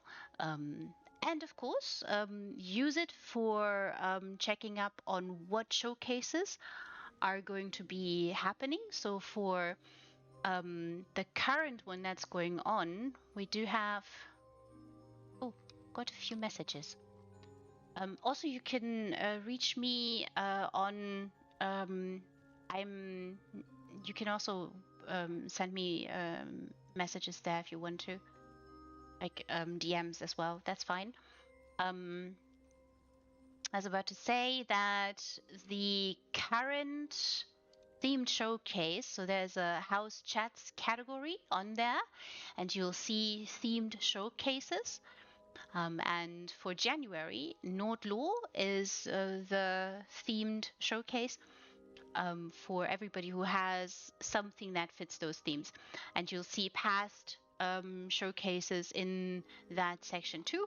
If you have a project you're working on and you need feedback, you can go there. There's a tips section, and we do have a media request section as well, where glorious gifts can be requested that will be made by Kids on Dark.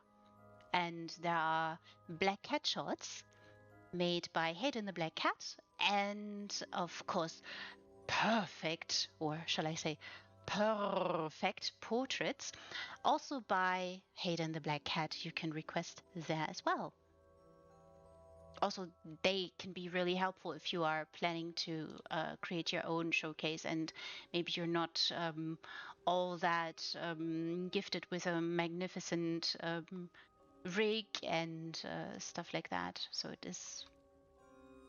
I know I'm not the best at taking screenshots either, so those are really great pros.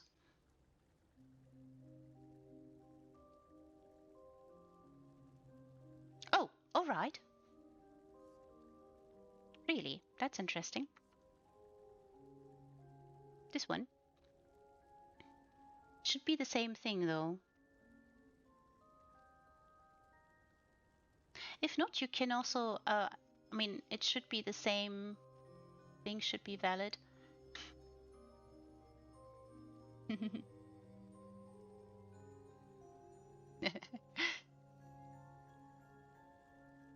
Oh yeah, and that's also a very good point to make. You can add backstories and add a lot of theme specific things there. Also, adding notes, that's so important. Like a lot of people, I would say that the house tour feature is fantastic. I think that that it is there is quite lovely to have, but the descriptions are very, very sparse in comparison to EHT and also in comparison to what you can do on a Discord, of course. So that's why those can be such wonderful places to add, so that you can indeed tell your story. If you have a story build or if you want specific things in your house, then that makes sense. I hope that one worked now for you. It is the same link though. It should certainly work. Let me see.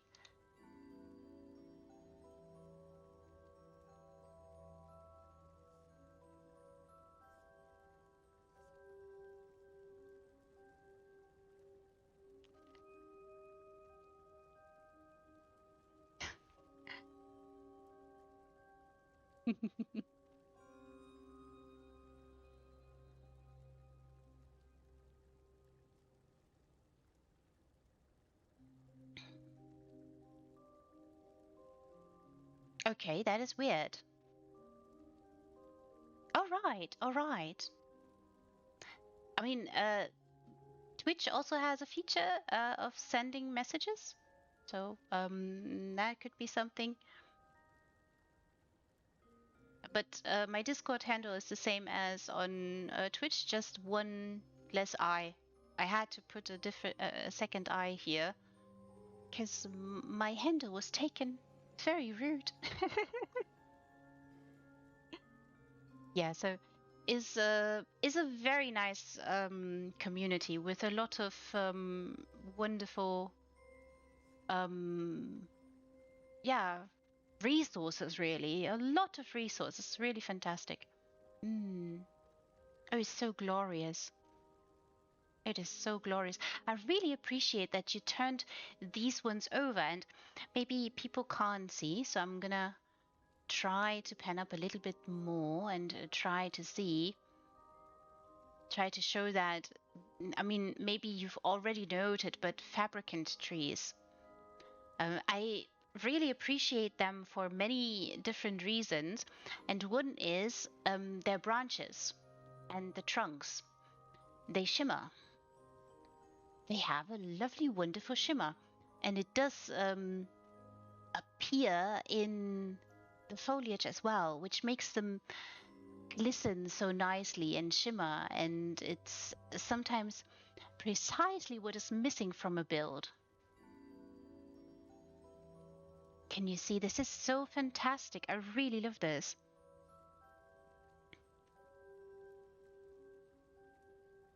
Yes, very fun. And I really appreciated also the way that you designed the cypress or the cypress in your wonderful cove in the willow pond.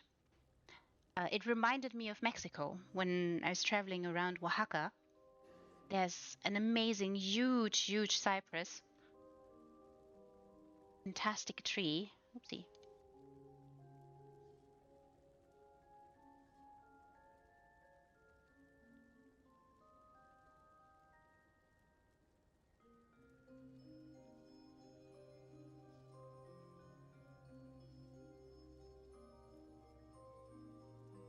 So, Arrol del Tule. So Tule is a town. Um, well, Tule is the widest tree in the world. El Tule tree, as they say in Oaxaca.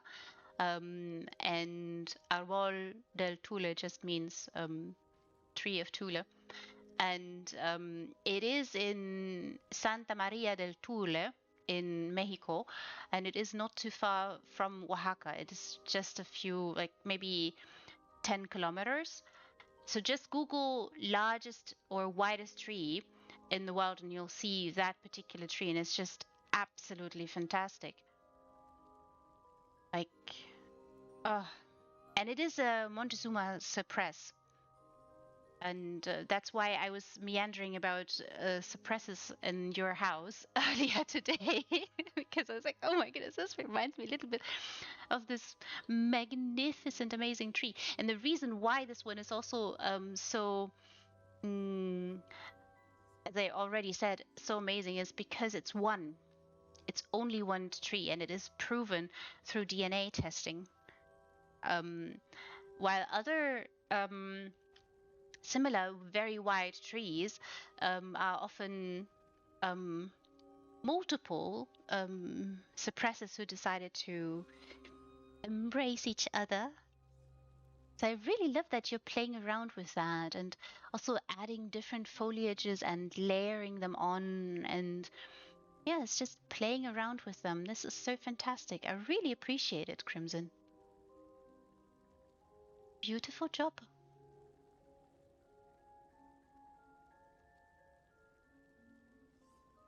Oh, so glorious, everyone. So glorious. Wonderful carpet choice, too. Little contrast here, also with those magnificent little flowers. You know, not super, super little, but they're little flowers, too. Oh. Terrace, everybody! The terrace.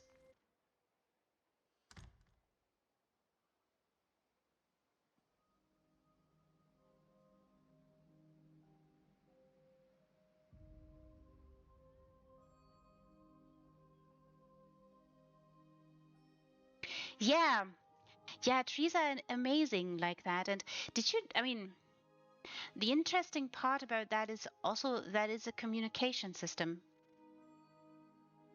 The roots of a tree, that is. And even more so if there are mushrooms around. Because mushrooms also communicate through their nervous root system. This very amazing beings. And then, if the tree is lucky, moss will appear. Moss is very picky when it comes to where it wants to grow. And I have mentioned the book a couple of times, I think, Gathering Moss. That is by Robin Kimmerer, by the way. Robin Wall Kimmerer. It is a really wonderfully written book. Very short. You can read it, I think, in a couple of hours. At least I read it in a couple of hours. But I also really enjoy reading about such topics. It's very, very interesting how very, very picky moss is. Oh, look, everyone.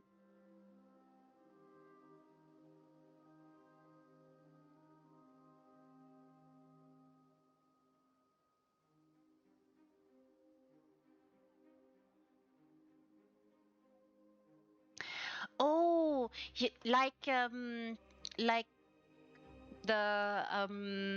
yeah, like a furnishing bag. That would be so fantastic. Oh, that would be so fantastic. Yes, truly, truly. Yes, I mean we have in previous streams on also last year and the year before. I think I've mentioned a couple of times. I asked, "Does pretty please weather control?" And it seems they were listening. We have to see what the PTS says and how the notes come back. So I think that it's sometimes we just have to ask nicely and have patience and hope for the best. Yes, a furnishing bag would be so amazing. Or to deconstruct furnishings. You can deconstruct gear.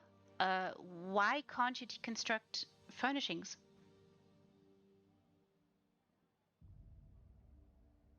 Yeah, I think everybody was. Yeah, and it makes sense, right? To ask. I mean, you but yeah, same, Dulcie. I mean, I have 5 IKEAs now. 4 of them are full. It's so difficult.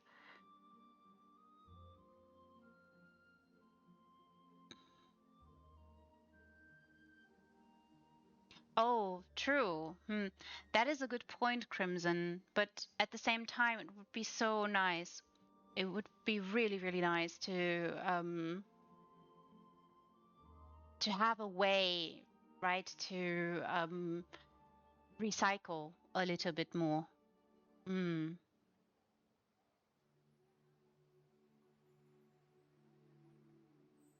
Mm.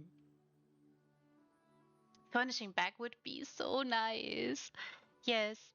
I mean, maybe they're listening again. And I mean, we've asked something already. Maybe we should be a little bit more grateful for all the wonderfulness that they have already given us, given that someone wonderful works in with them who's done lots of work around EHT. Just a reminder, House Tours is entirely their yeah, is something that we have to their achievement really that we have to acknowledge. And if it is truly holding true, what we have learned about mm, oh yeah, that ooh. Also, something that I find very weird or odd in regards to certain furnishings or new furnishings, the amount of mundane runes. Am I the only one that noticed? But there's a lot of. You have to have so many of them. Hmm.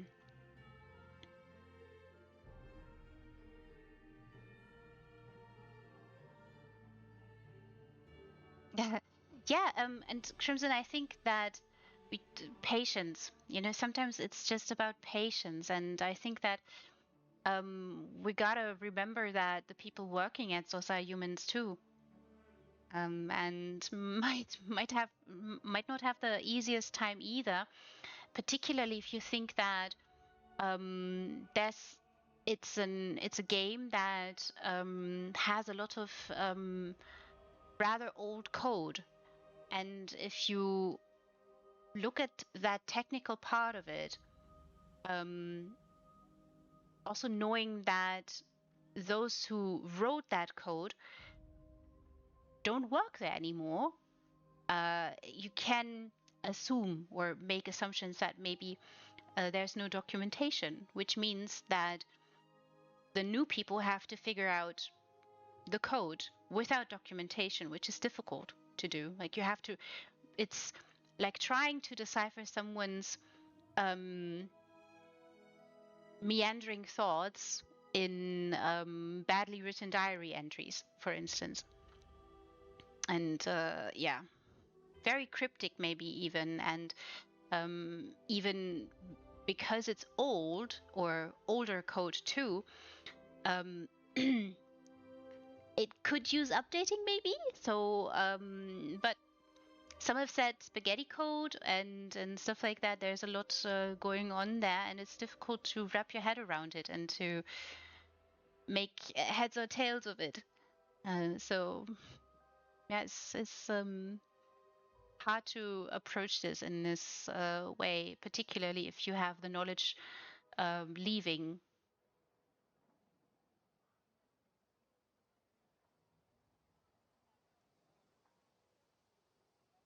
Yeah, true. Um, that is so. And you know, trying to be reasonable in a way too, and finding a balance here. And I mean, as I said, last year I think a lot of people kept asking for weather control. Also for certain people, it makes a lot of sense to have control because certain weathers create glare, And when it becomes glary, for certain people, that is a sensitivity issue. So that's why it makes so much sense, in my opinion.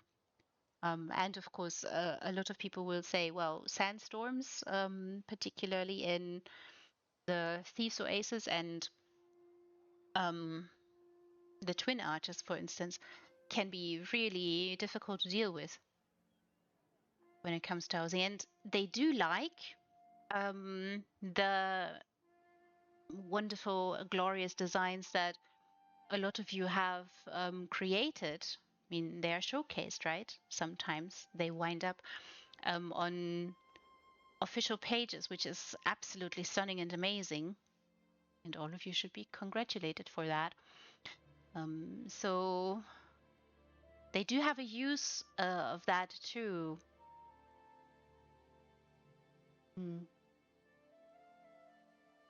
Maybe in due course, if we are patient and all that, maybe they will be generous and implement a furnishing bag, like a craft bag, you know? That would be amazing. I think people would be even happy to pay for it once.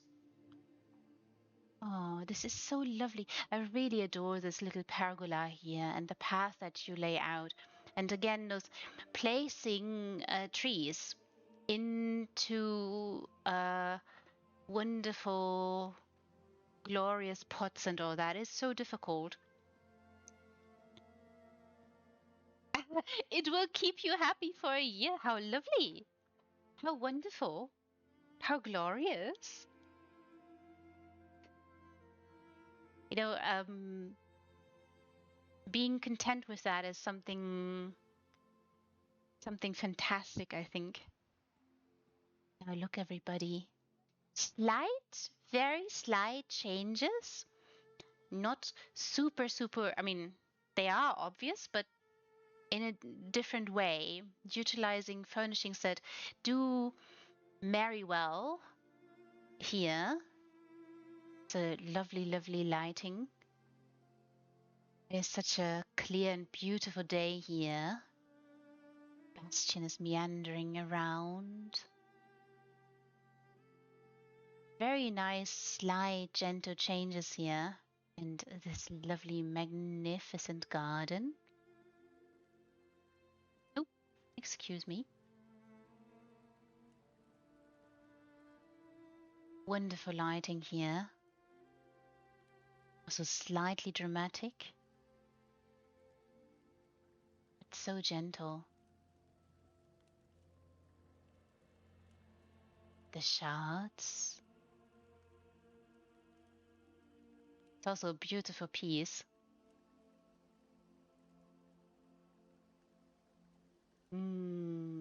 Such lovely, lovely lighting here.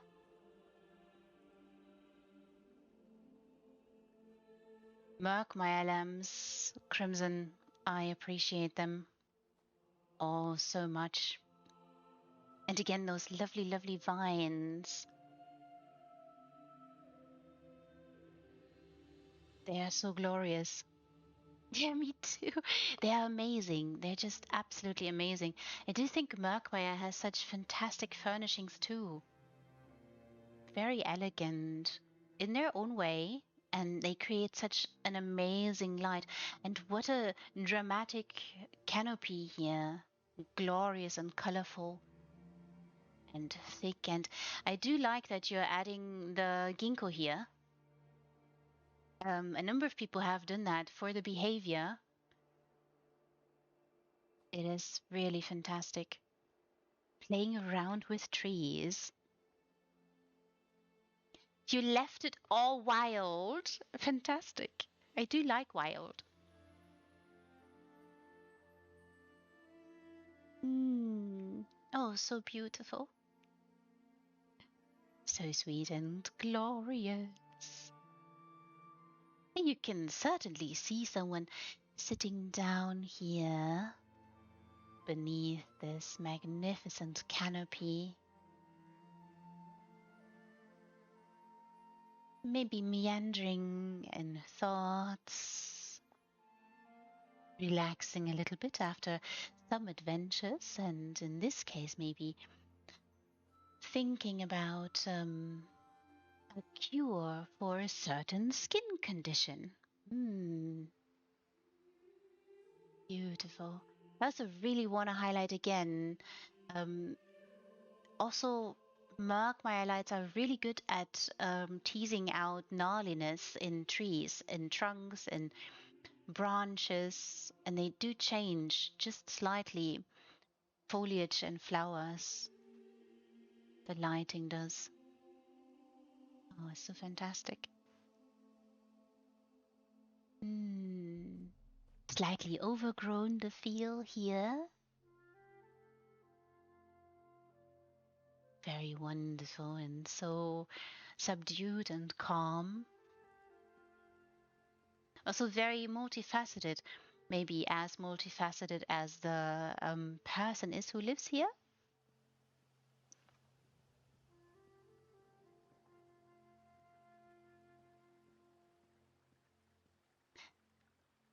And now the upside down, wonderful greenhouse, everyone. This all started with. And when I was here the first time, I was really I was giggling a lot, I think, about this because this was so lovely. What a glorious idea. And I mean, I have seen a number of people also utilize slightly slanted greenhouses. And the funny part is that you can walk on to greenhouses a lot. It's and you can see inside. And the weird thing about that is that when it's raining, it still is going to go. It's not going to let you crash through the glass, but the glass is permissible to rain. Maybe it's about particles and density. Oh,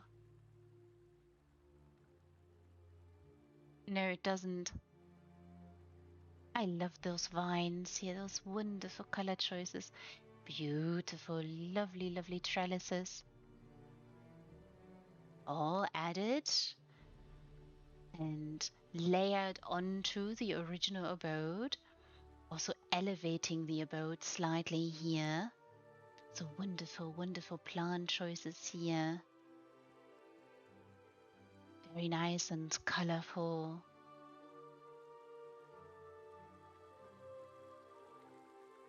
These vines.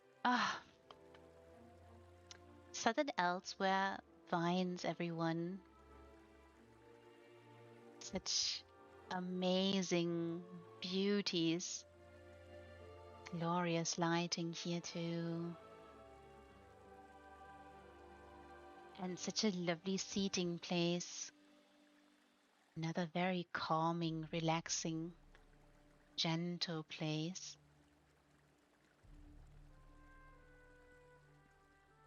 We turned it upside down and added a floor into the ceiling. What an amazing idea. And again,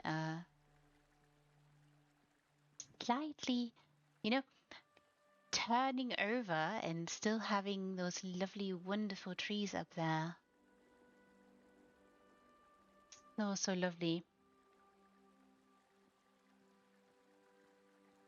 Oh, it's so beautiful.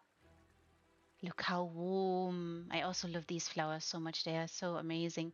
And what an amazing contrast here. And here again, like in Lilana's build, in the first build I've shown you today, the first story I've shown you today, welcome back, we could observe how multifaceted Cold Harbor Rock is. If you light it in a specific way, it turns a different shade. How long have I been streaming today? Today, just over a little bit of 7 hours. How long have I been streaming? Good question.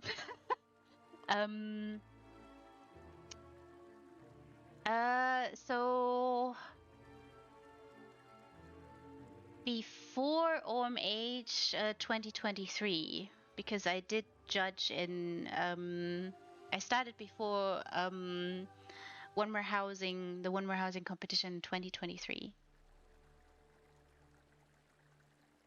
About a year ago. Uh-huh. Yes. So before One More Housing competition in 2024, that's when I started also judging a lot, as much as people would have me. I do, yes.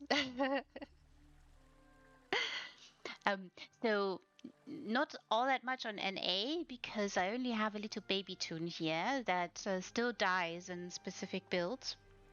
When there are interesting drops, then I might still die there. I do have a main on PCEU. And why did I start, you ask? Well, so a very lovely person who is sadly no longer with us sort of pushed me into it.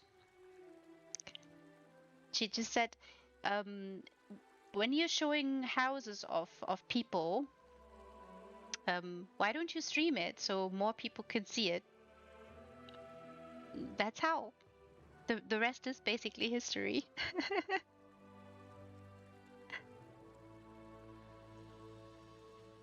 Yeah, she was a really sweet person too, and very lovely, very kind. Is it was a true loss. I mean, still is sort of a true loss, and she's been a really amazing person. It is very sad, yes. It was very much out of the blue. There was no illness or anything. But she was also not in pain or anything like that.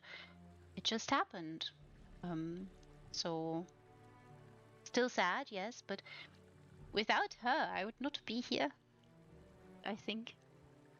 I'm not sure if I would have gotten into it all that much, but yeah, like I showed off a couple of really amazing houses to just a few people after trials or after dungeons to wind down a little bit and to show them something really amazing. And I also messaged some of the people that, hey, listen, I'm in the house right now with a couple of people. They really love it. It's amazing. You've done a magnificent job. And so that's how. And she also designed houses. She also built her own houses. And I did a memorial stream for her. It's also on my Twitch somewhere. I admit my Twitch is very full because there are a lot of videos there.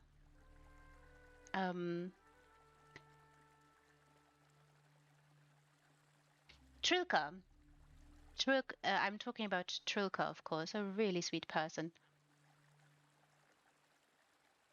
Very loved, very, very well loved, really, really sweet person. So yeah, and she built a lot of houses herself, and did fantastic jobs, and they were hilarious too because the woman had, she had such a great humor. She was just,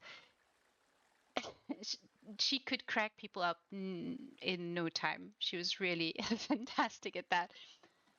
Like she, for instance, kind of incarcerated Bastian in a little cage with his arch enemy, the quivering cheese. Yeah, she was very hilarious, and really enjoyed that particular part as well about ESO and housing. It was really funny.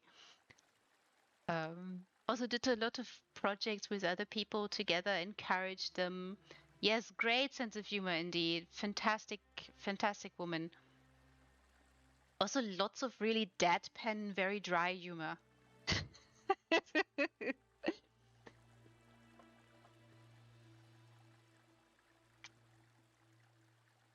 Yeah, and when she did pass, a number of people decided to build shrines in her honor in their houses.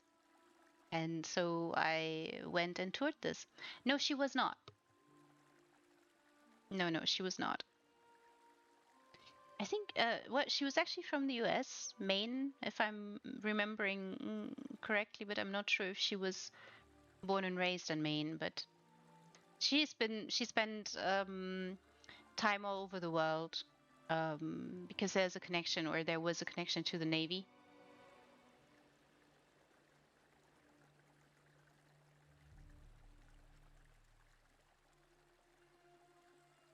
Oh, really?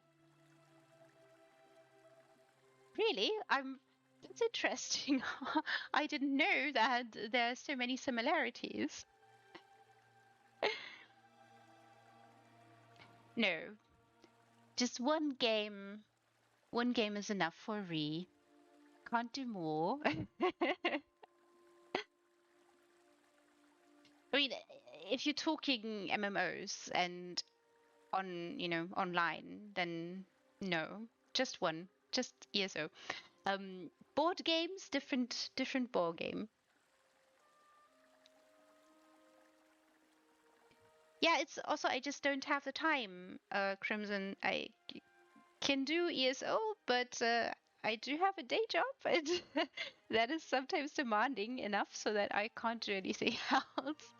Oh, I love this so much. I want to reiterate this one more time. Everybody, do not underestimate the lovely, amazing Cold Harbor Rock. If you light it well, you will find it is not bleak and dark and pure darkness. No, it has so many glorious, elegant facets to it. It is very fascinating what colors you can tease out if you light it in specific ways. We've seen this, as I mentioned already, in Lilana's beautiful story that we woke up to, meandered through, and were stunned. It's really glorious what you can do with this rock.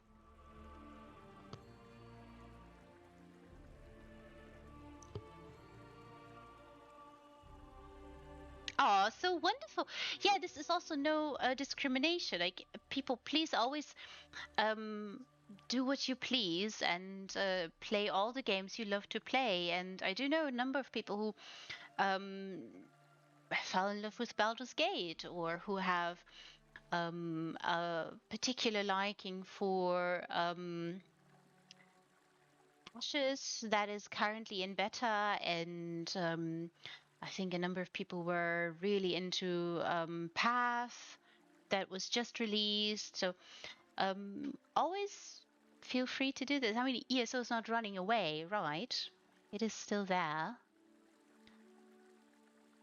I really appreciate this particular piece so much, mainly because you have lit it so nicely, and you tease out a quality in the Cold Harbor Rock that just is just fantastic to see, Crimson. Indeed, gotta pay the bills.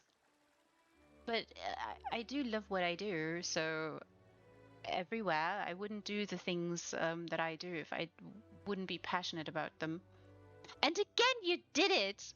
I love this so much that you're doing this, utilizing those busts in this way, and then adding a wonderful art piece here. And I really appreciate this particular use here, how you've gone about turning over the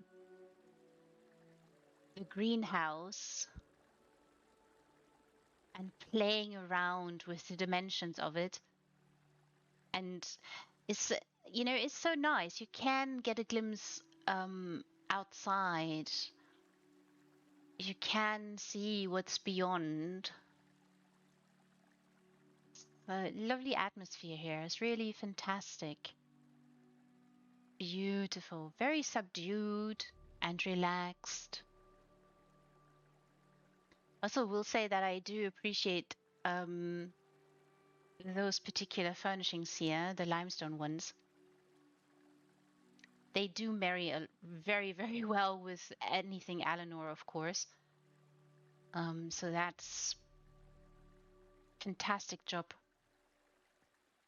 You've done a really lovely job here. And Marka furnishings, they do work so well. You'd never know, you never know which furnishings want to marry well and which furnishings just don't want to. But then add a little bit of light, add a little bit of this and that, and you'll see.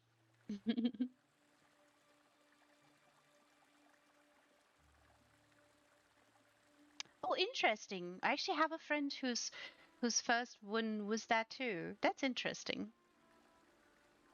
Mm. Oh, truly? How sweet. That is so lovely. Aww. Oh, so darling. Aww. Oh, you got married last year. Congratulations. This is the sweetest thing. Oh, Dulcie, this is the very sweetest evening. You've been so generous and sweetening everybody's night tonight. And this is so sweet. Aww. Yeah, I think age is just, I don't know, age is just a number.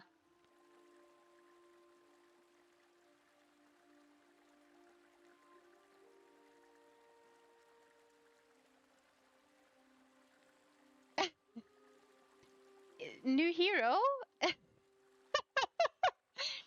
Mm. Oh, so sweet. Oh, so lovely. I could also, I really like that you added a little bit of shrubberies here too. I do feel they fit so well, also mimicking slightly the color palette that you have for the trees there.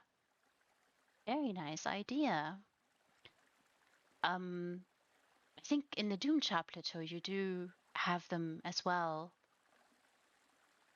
I mean, not you yourself, but you can see them there in their natural habitat. Age is a number your body doesn't like. Crimson. This is hilarious. Um, you do know that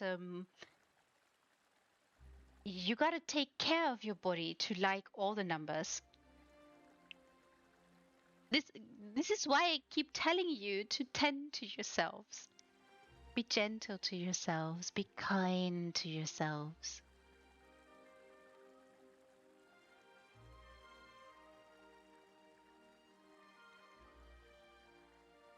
Oh, I'm so sorry to hear that, Dulcie. That is difficult. Yes, really, that is some hardship that you've had to go through there. Particularly if there was, you know, uh, be because for some it is something that they truly love and wish that would happen, but if it's just not happening and it is a strain, then mm, uh, well, I think that um, I mean, I do understand your point because it is a it is a changed world and an ever-changing world too. And I think that putting that into perspective, because I think at the turn of the century, 100 years ago, people were saying the same thing. That it is a terrible world, really, just after a world war. You know, 100 years ago, people were saying exactly the same thing, and still. Mm.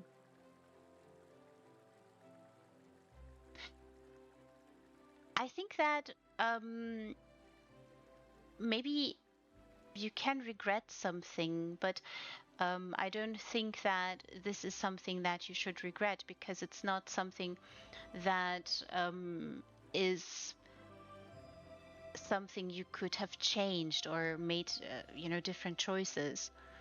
And it is something that hasn't happened, or is something that wasn't meant to be in this way. I always think that the word regret implies that you could have done better. And for me, if we can agree to try to be the best version of ourselves every day, and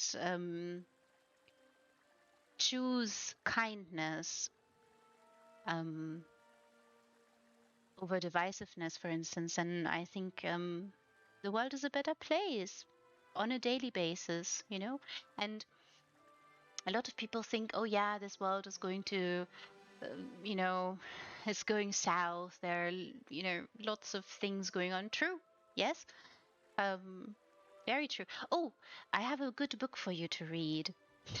Another good book for you to read that revolves a little bit around that. And it is a really fantastic book. I would, I think, recommend almost to everybody, because it is so impactful, and it is a very scientific book. It's not a novel at all. It's maybe also a little bit difficult to read at first, because it's very scientific.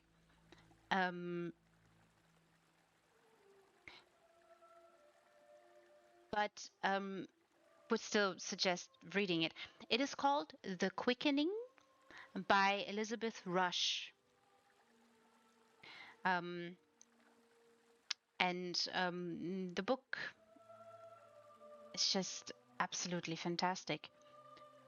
It's a book about Antarctica, of course, and it talks a bit about The Quickening. Yes, Elizabeth Rush. Mm-hmm. It talks about the glacier thwarts, and it talks about expeditions there, and that's why it's very scientific. And the approach is also scientific, but it's written by a very gifted author who is capable of conveying the science through personal experience, but who's also telling you a hopeful story.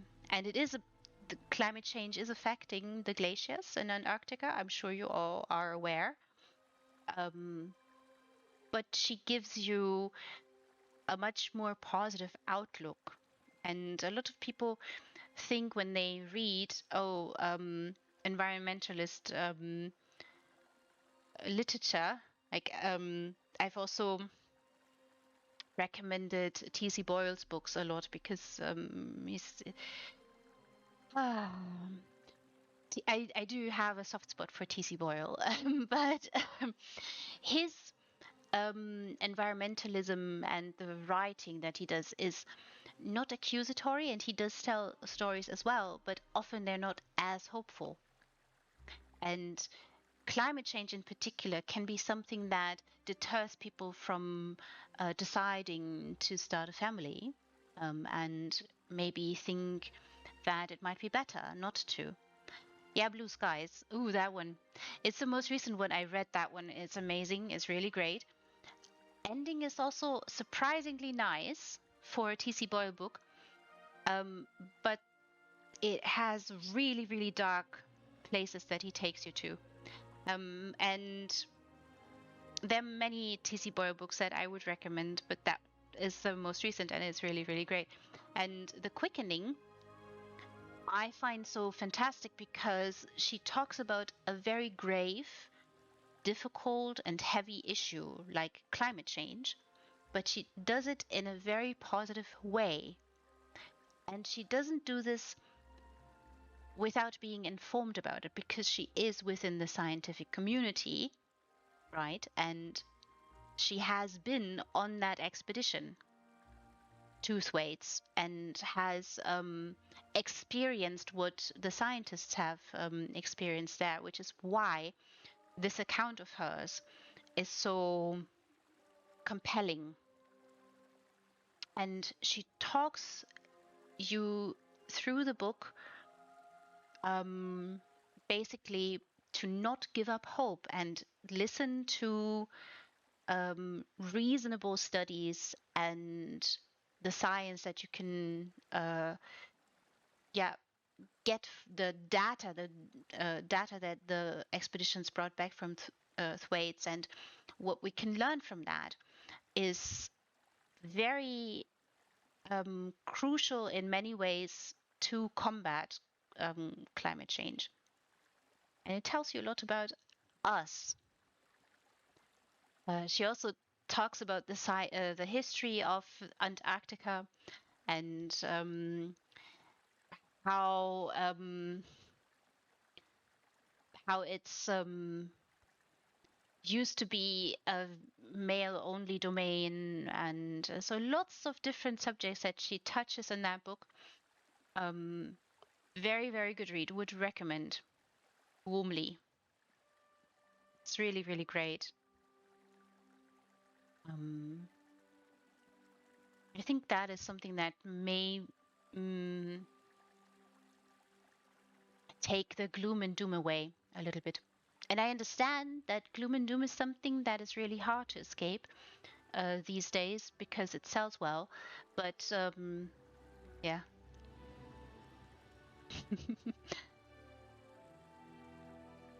Explore new ideas, yes, and explore new perspectives, which brings me back to how we started. That all seeing is perspective. And we experience each design that our lovely designers brought here. Look at this view. Just look at this view. The horizon there in the distance melts away. And I really love that. There's an added balcony up here. And a lovely overgrown, fantastic construction playing around with upside down greenhouses.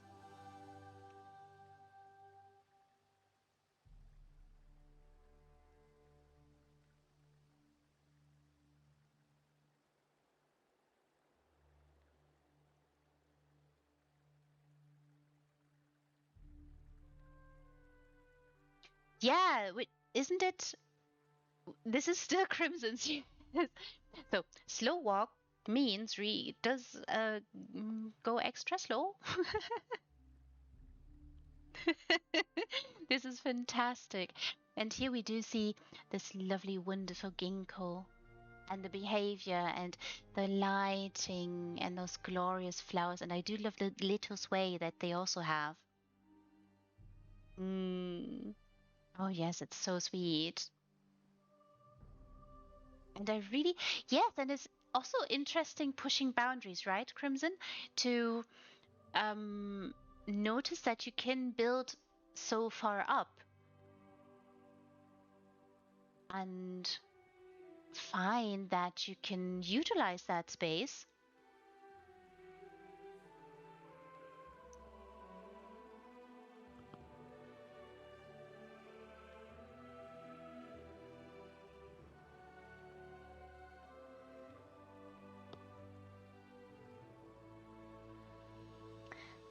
This is so amazing. I do love this pergola too. Wonderful little water feature here. Nothing wrong with water features. I think they're always fantastic. Lovely lighting here, teasing out those wonderful colors just slightly. And it's Such an amazing, grand space with so much lovely seating areas around here. Last time I jumped this. Look, everyone, look! Oh, this is so dramatic. You know, what a scenery.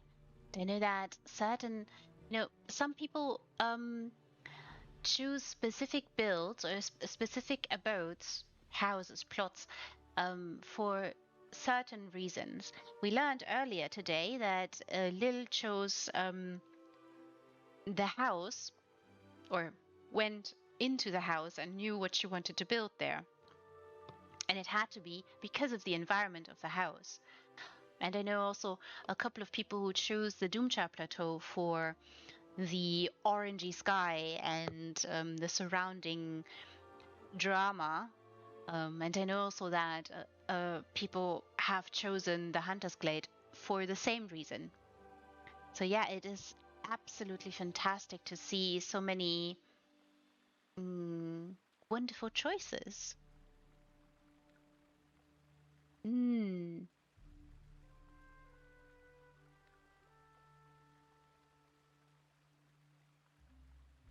Oh, this is very fantastic.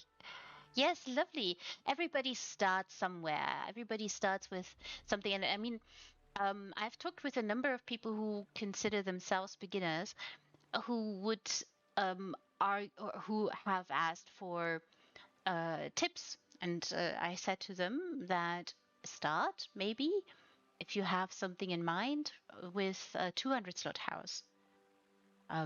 If an in-room just won't do, start with a 200 slot house, because there you learn something about yourself in regards to how fast the 200 slots can be full. And you can learn a lot about conserving space, conserving slots.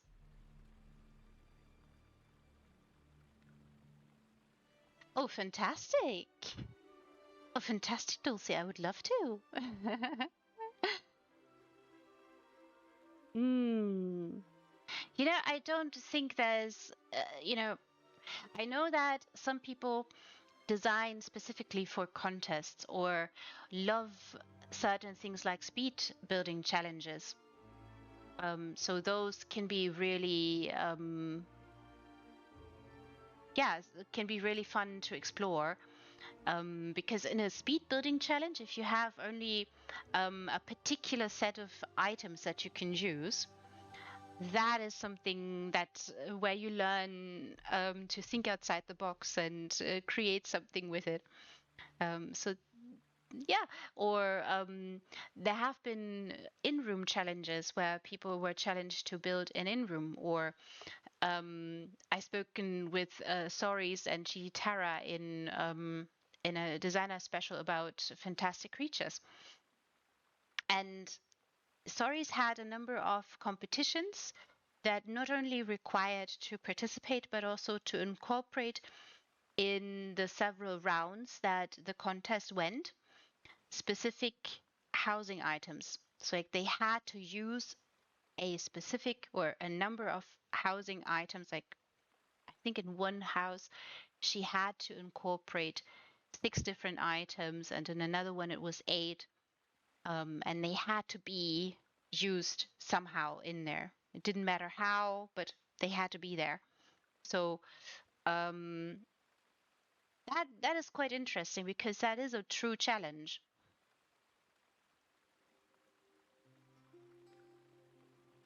They are hard, yes, Crimson, but they make you think outside the box, right? They make you think a little bit outside the box, because if you have to utilize specific furnishings absolutely in the build, how are you going to do it? And for instance, Crimson, Sorry's fishies in the snack pot, they were part of that particular competition. She had to use specific furnishings in that, and that house is mind-blowing. It's so beautiful. She's done such a lovely job. And snack pot, also really small space. interesting space, but very small.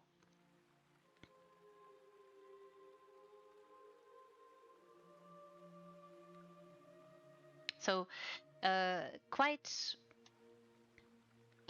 quite a lot of variety out there in regards to contests or competitions or challenges that can help designers stretch a little bit and find their way. And also, as I mentioned earlier, collaborations can be really helpful if you learn to work with a person on one project. We had a couple of people who had collaborations in, I think, even in a competition, which is quite lovely to see when people decide that, oh, we're going to work together. I also had wonderful people tell me that they created a house with their daughter. So it was a mother-daughter project, which is so sweet. Yeah, it's fantastic. And also, you know, you can also ask someone who you think maybe is a fantastic designer. I do, but I'm not the show here. You guys are. So, um, yeah, no, I'm serious about this. So I have mm, when I started doing this, I decided that the focus should be these lovely, wonderful designers who create fantastic, beautiful homes, who spend a lot of time and energy designing them. And I think they should be, there should be a spotlight on them. That's also why I named it Spotlight, a designer spotlight in particular. So you guys are the show. I'm just the lady with the camera and the nosy questions. But yes, I do build. Um, but the majority of what I do is more of mm, playing around with certain furnishings and how they can be used. Like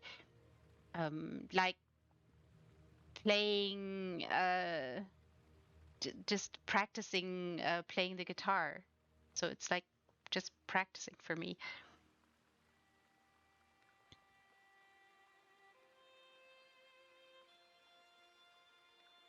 Oh, interesting. Yeah, that's fantastic. Home tours is such a wonderful feature, yes? Sure, sure. Dulcie, go ahead. Um, I have on YouTube, I've basically added a number of edits. I've of course asked people before.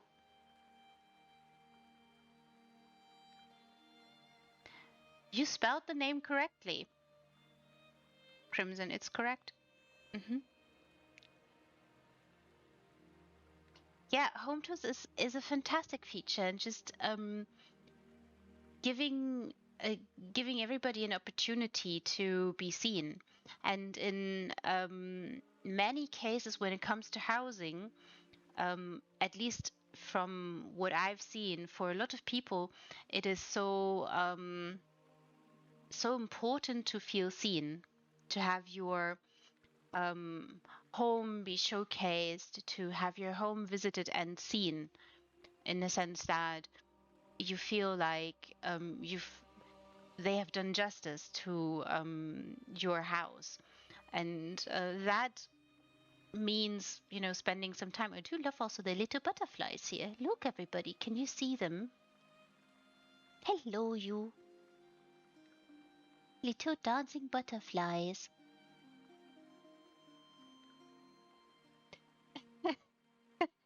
Well, it is so, Dulcie. I think it is fair to say that this the Twitch and the YouTube channel would be thriving a lot more if I were to put the focus on me a little bit more, but I'm not going to do that. So I'm losing a little bit there, and then housing is a niche, very niche, right? Even within MMO categories, this is very niche. And I only do housing. Like I only ever stream housing. I never stream the trials that I'm doing on a weekly basis. I never stream dungeons that I run. I never do anything else than housing, which leads to very, very niche spaces, right? Very specific audience, yes. And streamers who show their faces also get more clicks because it's a face.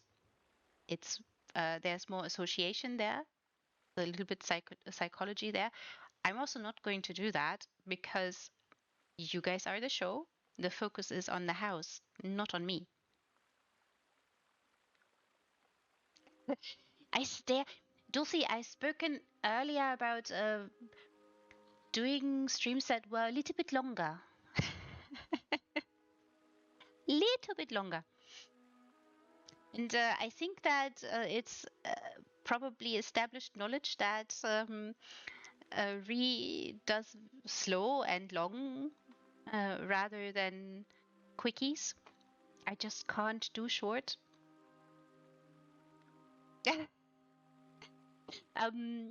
I do have one little thing that is on YouTube and on Spotify that has something to do with voice only. Reading poetry, for instance. And I've read in a couple of, well, they are deemed fairy tales and thus children's literature, but they're technically not. So yeah, there's that. I have done a bit of voiceover in the past, and I've done like I did read in a lot of audiobooks in a sense, if that makes sense, and did live readings in front of an audience some time ago. So literature, that's also why literature and reading is to me so very tangible, and something when I see a story build that tells a story, it feels like I'm allowed to come home.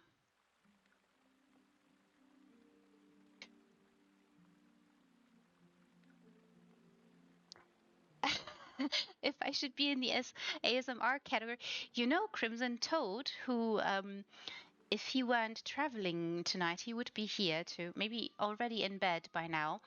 But he keeps saying thank you for the pretties. It's when he says good night. Thank you so much for the pretties, he usually says. And the ASMR or ASMR. I don't know. I'm not sure about it, but yes, I have done a little bit around voice. And Crimson, if you are on the Real Endgame, for instance, you should see a category that is called literature and housing. It's not, I'm still working on the videos, but I am creating videos that connect the two a little bit more directly. And it is, of course, something that Thunderthigh and I talked about.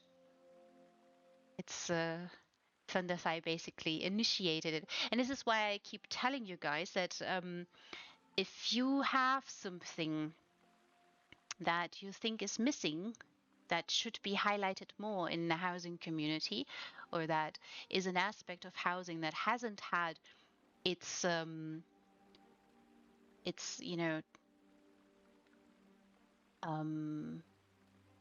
proper attention paid to it, then just message me. Let's have a conversation and see what we can find. Carving out space for the huge variety that exists in housing. Because I'm sure you know that there's a huge variety in different styles of housing and how everybody approaches it. And thus it's, I think, very difficult to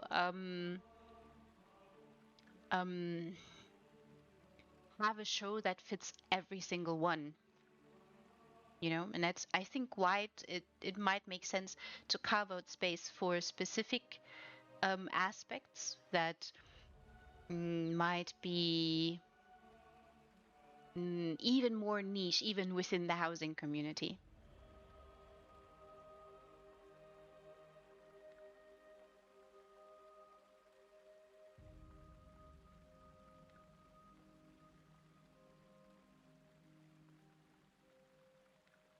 Oh, well, wonderful. I do. There's a lot of wonderful people out there, Dulcie, who have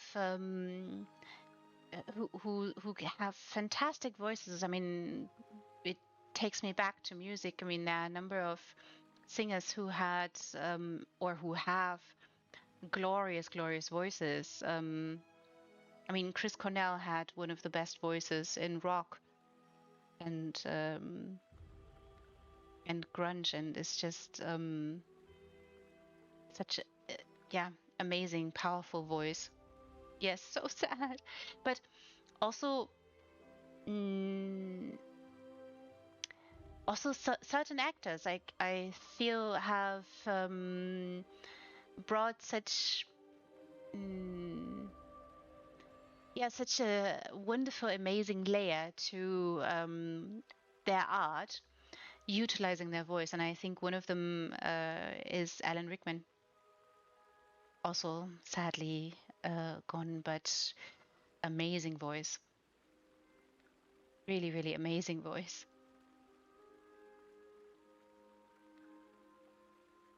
So yeah, and that isn't it amazing that this apparatus in our throat and the voice that we've been given, because it's not something we choose, right? It can have such an interesting effect. And I think Alan Rickman's voice was just one of those. And I'm glad it's not off-putting, and maybe you can all calm down, relax, unwind.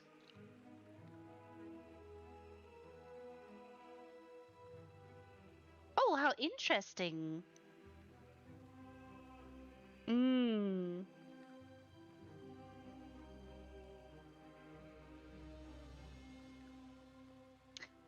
Oh, I believe that right away, Dulcie. I believe that right away. Seemed such a gentle soul. Mm. Yeah, and I mean, we can say that those voices will have disappeared, right? But they have not, because those are artists who left their voices behind on recordings. It's not the same, of course, hearing them live and all that, but it's still something. It's similar with great opera singers, right? If you have heard Luciano Pavarotti at least once, I think is fair to say that he sang with his heart.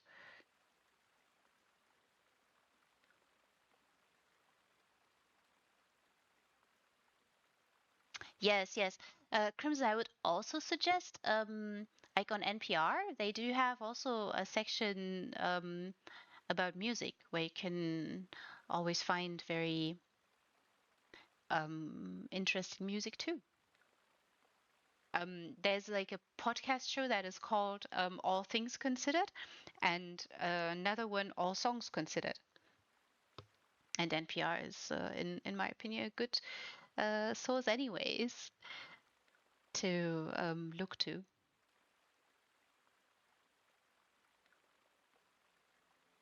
Oh my, that is very young to join.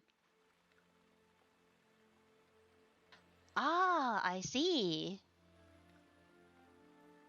That is an interesting. That's very interesting, Dulcie.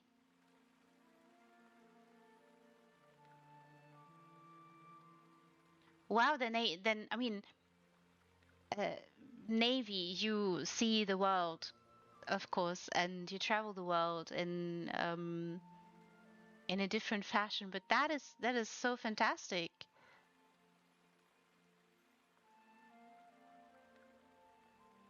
Hmm. See, NPR Crimson.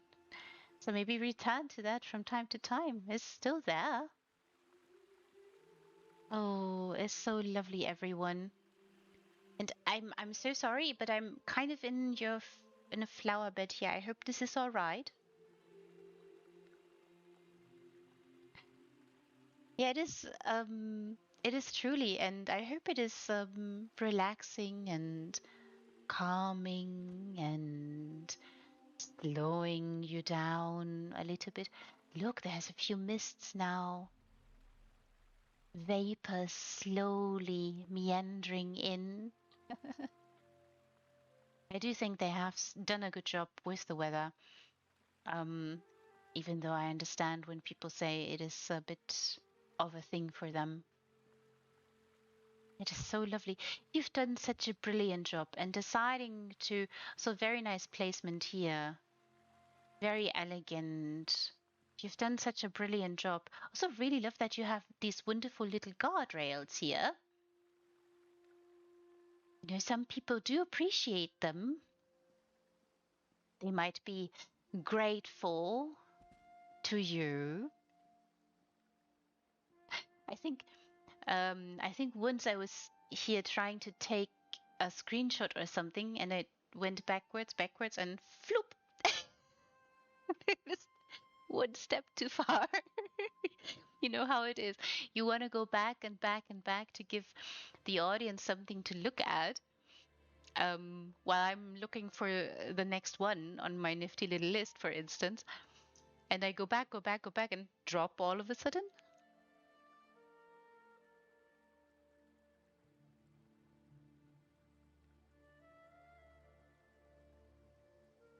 Aha, I see. So I only use the ring of zoomies because I call it the ring of zoomies. Um, I only use it on PCEU on my main when I tour houses. Other than that, I never use it. And I always play tank, so I'm always slower than everybody else because of heavy armor. Very Italian, no? Also the terraces, right? The terraces are very emblematic of that. I do love that you added the guardrails because you yourself started flying off. Yes, can't believe it because it's but it's a main tank.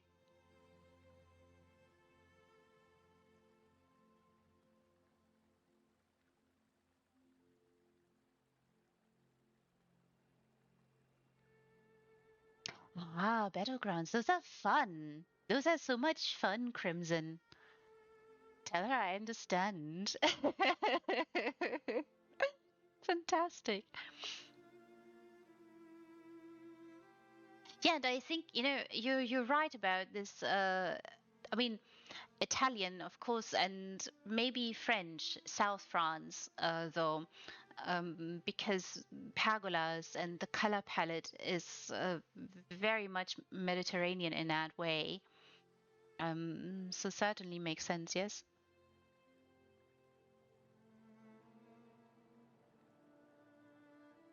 Yes, I always do it in tank roll. That's also how I learn tank mechanics and trials, Crimson. No, I never do any other role. I always tank.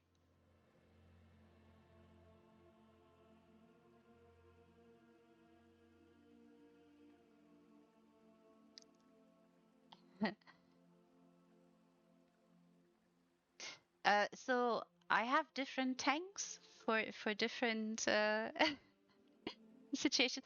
So Dragon Knight, yes, Dragon Knight, exactly. Warden, Necro, Arcanist. Yeah, Necro is also really good in certain cases. Uh, but I main tank mostly, so it's Dragon Knight because has the best toolkit. You don't like the pressure of leading the group? Well, um, I mean, in most trials and dungeons, that is forward. And I think, I mean, I tell people usually sometimes in particular dungeons that I might get lost or I might get turned around. So I think that's all right. So long as you taunt the things and make sure DDs don't get hit hard and you can heal yourself and the group maybe, you're good.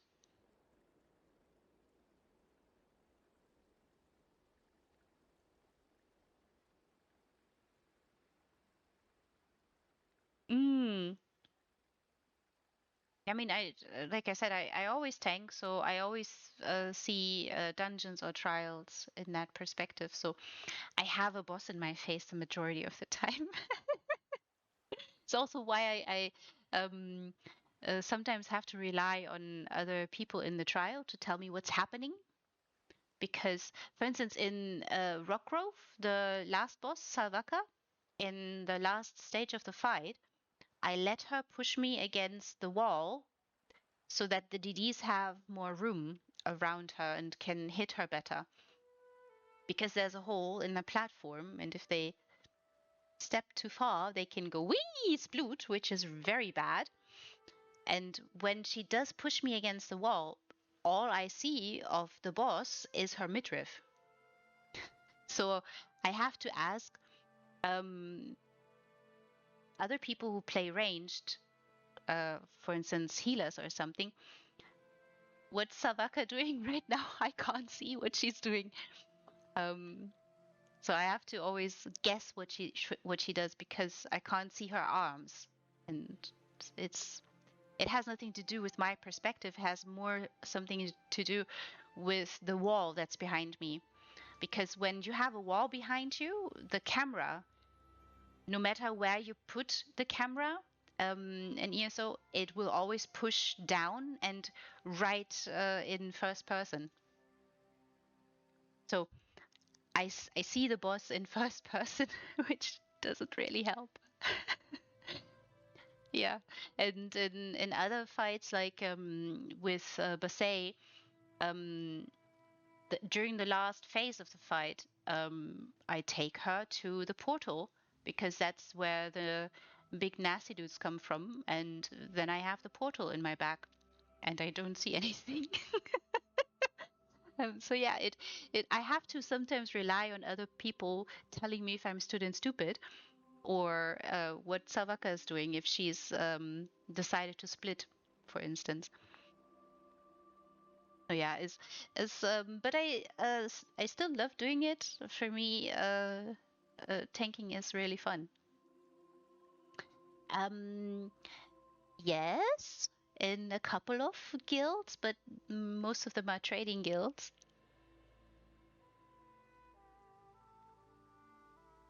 Yeah, well, with the Savaka fight, you have to. There, she hits you on veteran and also on normal. She hits you 4 times. Like she slaps the tank 4 times.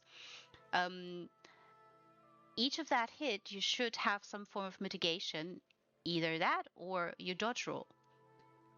If you don't dodge roll or have mitigation, she will murder you. Like she hits really hard. Also in veteran Rockgrove, some of the ad pools are more dangerous than the bosses because the light attacks of one of the ads can murder a tank if you have around 45k HP. So that's how rude and how unforgiving Rockruff can be.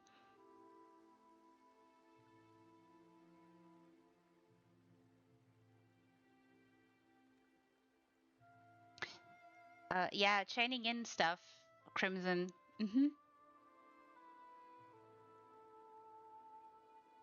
Yes, light attacks can murder. So there's an ad pull before Basset that has a butcher in it. This is a big red dude. When you engage him, he does a light attack, and that light attack can murder a tank because it hits that hard.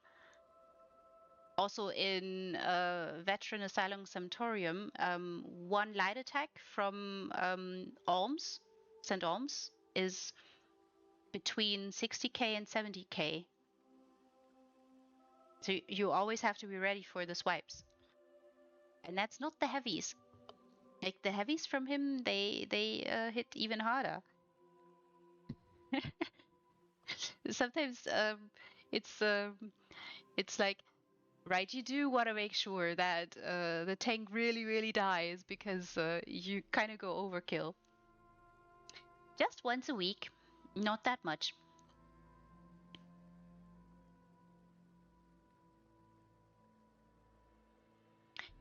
Oh no, why would you? Why would you do that? I mean, DPS is I think DPS and it's not a big deal, Crimson. Like, also, I think, like, with some of the newer dungeons and in particular with the trials, like, so when people ask about or inquire about difficulty in or try to rank in difficulty the trials and dungeons, a lot of people would say that one of the hardest trials is Dreadsail Reef because of the mechanics and how unforgiving ad pulls and boss fights are. Because if you make one mistake as a tank, you're dead, and that can be a group wipe. And that's why this trial is so difficult and hard. And Rockgrove similarly, also really hard. But there was a lot of criticism in regards to that. And so the trial right after DSR was released, Sanity's Edge, if you all remember, that one is not as difficult to handle. It does not really compare to DSR in difficulty. It's also difficult. There are difficult parts of it, yes, but it's not as unforgiving.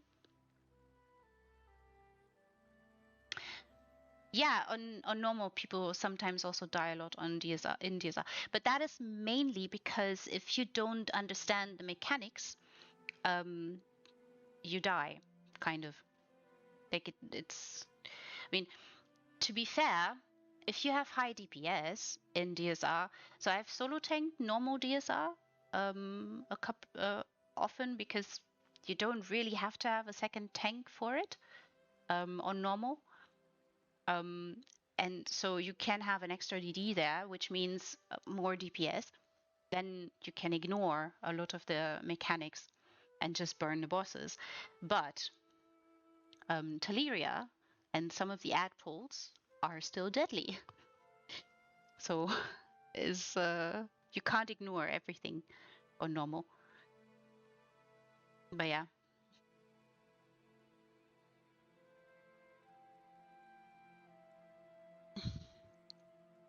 I've done I think all current trials and they're all fun.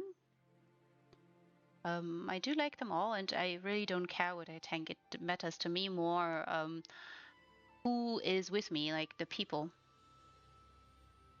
For me, it is irrelevant what I'm tanking.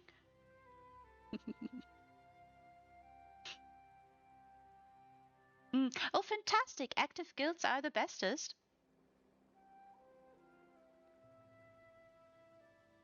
Oh, fantastic. That's amazing, Crimson. I hope you've gotten all the fantastic loot from there. And I think there's one set in particular from there that's really good for DDs. Unsouls. Hmm.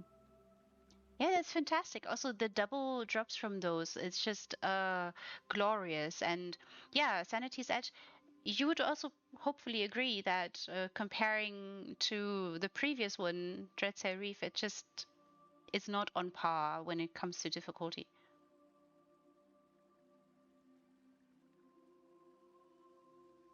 Oh, how lovely! I love Kind's Ages. Um, you know Lord Chicken Wings at the end? He's to me Lord Chicken Wings now. Because I mean, his wings are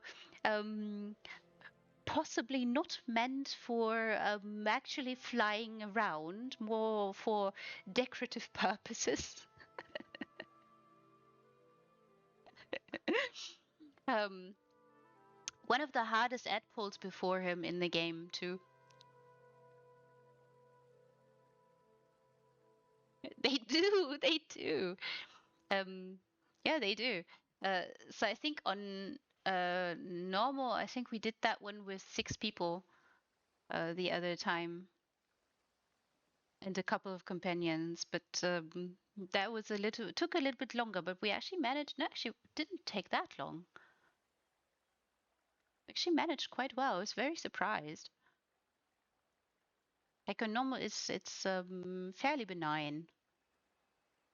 I mean, still the infusers are a problem, but you can get to them faster. And yes, they look weird, the vampires. Odd, interesting.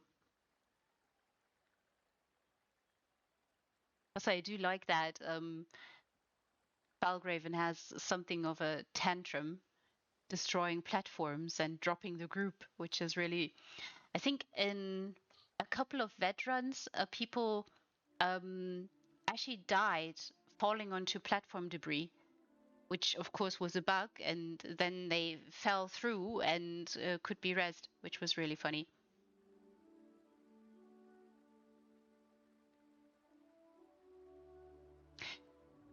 Oh, I'm sure there are lovely people around in the various guilds. Just have to ask. I think on an A, I'm only in 2 guilds because lovely, glorious, very sweet people invited me. And I think there is a little bit of trials going on. Mm, I only do trials on EU, obviously. I mean, baby tune here, so can't do trials. Ah, so lovely. Mm, so glorious, Crimson. Yeah, practicing, and you know, that is where finding the right group is really crucial, and being picky.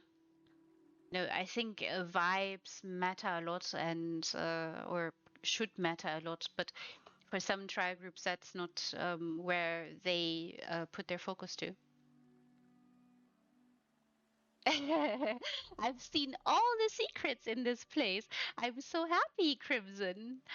I really appreciate this wonderful, magnificent abode. And thank you so much for opening your doors, both of them, tonight, which has been really a pleasure to see.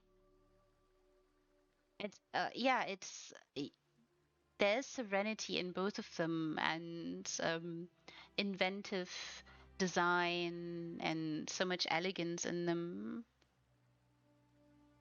Oh, you had fun doing it. Fantastic. Even better. You know, I do appreciate hearing when people had a lot of fun. I mean, I know also a couple of people who said that they had a project that they were designing that was super hard for them because it was such a challenge. But ultimately, they overcame the challenges and stuck with it.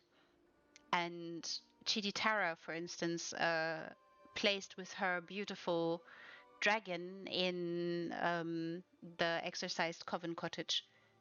That was one such example where she was saying she struggled so much with it, but she placed in a competition with this one. So all the struggle, all the difficulties overcame or overcome for her, and made it so that she had a fantastic, amazing design there. Truly magical too. If you've not seen it, it's actually on PCNA. Cheaty Tara's Exercise Coven Cottage. Beautiful, glorious dragon waiting there for you. But I love hearing when you guys have fun designing and playing around and finding new ways to create things to make me smile and giggle. And yeah, it is very endearing and happy for me. And I'm so thankful that all of you stayed with me for this long. We have surpassed 8 hours.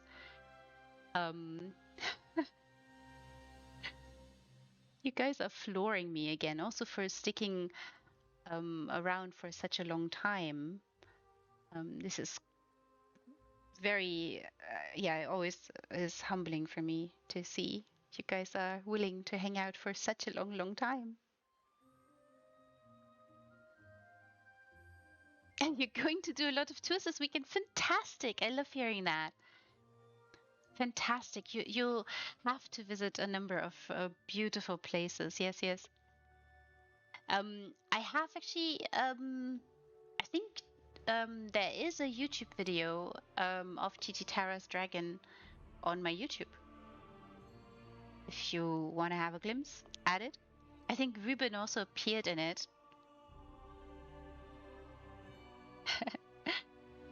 Being mesmerized and stunned, of course, by the beauty of this beautiful, lovely dragon that was waiting there.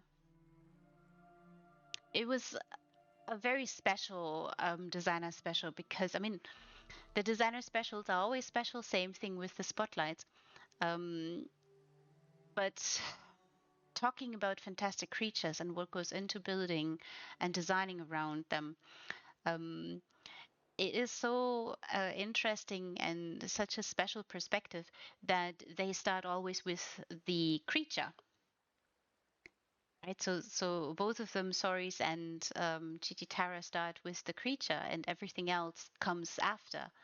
So all the landscaping, all the surrounding building that is involved comes after, and is so fascinating to learn about. Now, everybody, I thank you all so much, also for your lovely generosity here, Dulcie, for returning, for hanging out, and for having a conversation here, everybody. I know it's just 3 houses for tonight, but you gotta start somewhere, and as you all know, slow walks are slow by definition. Oh, I'm so glad. I'm so glad, Dulcie. So lovely to hear. Yes, 3 houses in 8 hours. Not efficient, but yes, slow. Slow and, you know, just taking time to appreciate the sceneries and the thought and, yeah, passion and love that's been poured into all those builds. They mean so much to all of you, so I shall do them justice, or try to, at the very least. When I'm back on Wednesday, I should be back on Wednesday with a Housefolio showcase. Nord lore. Yes, music and book recommendations. Touching various fields today.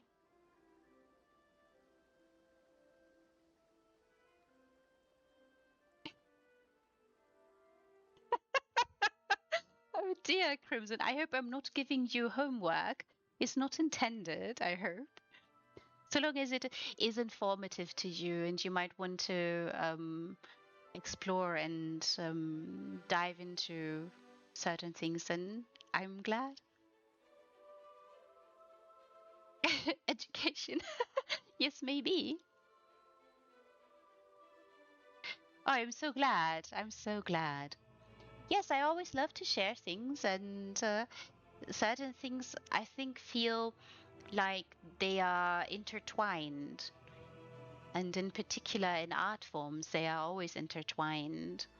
And then it feels all right to deviate a little bit and dive into them a little bit more and have conversations and listen to you guys what you think too.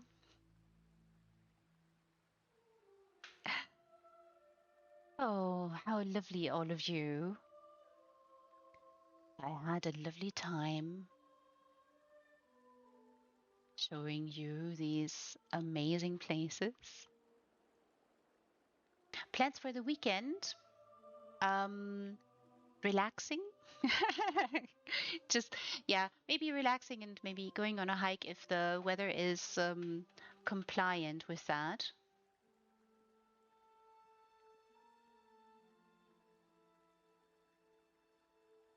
Ah, very good, Crimson.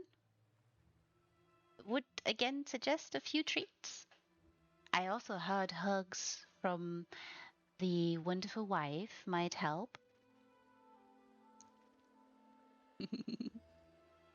Oh, catching up with housework.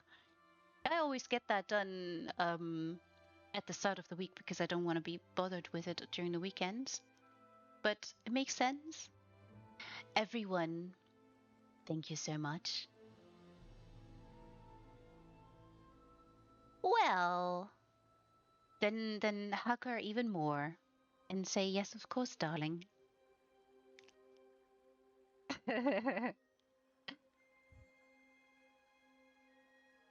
Always, always, all of you. Now, it is time for me to bid you all a very fond good night or good morning, however you want to continue from here. Sleep tight.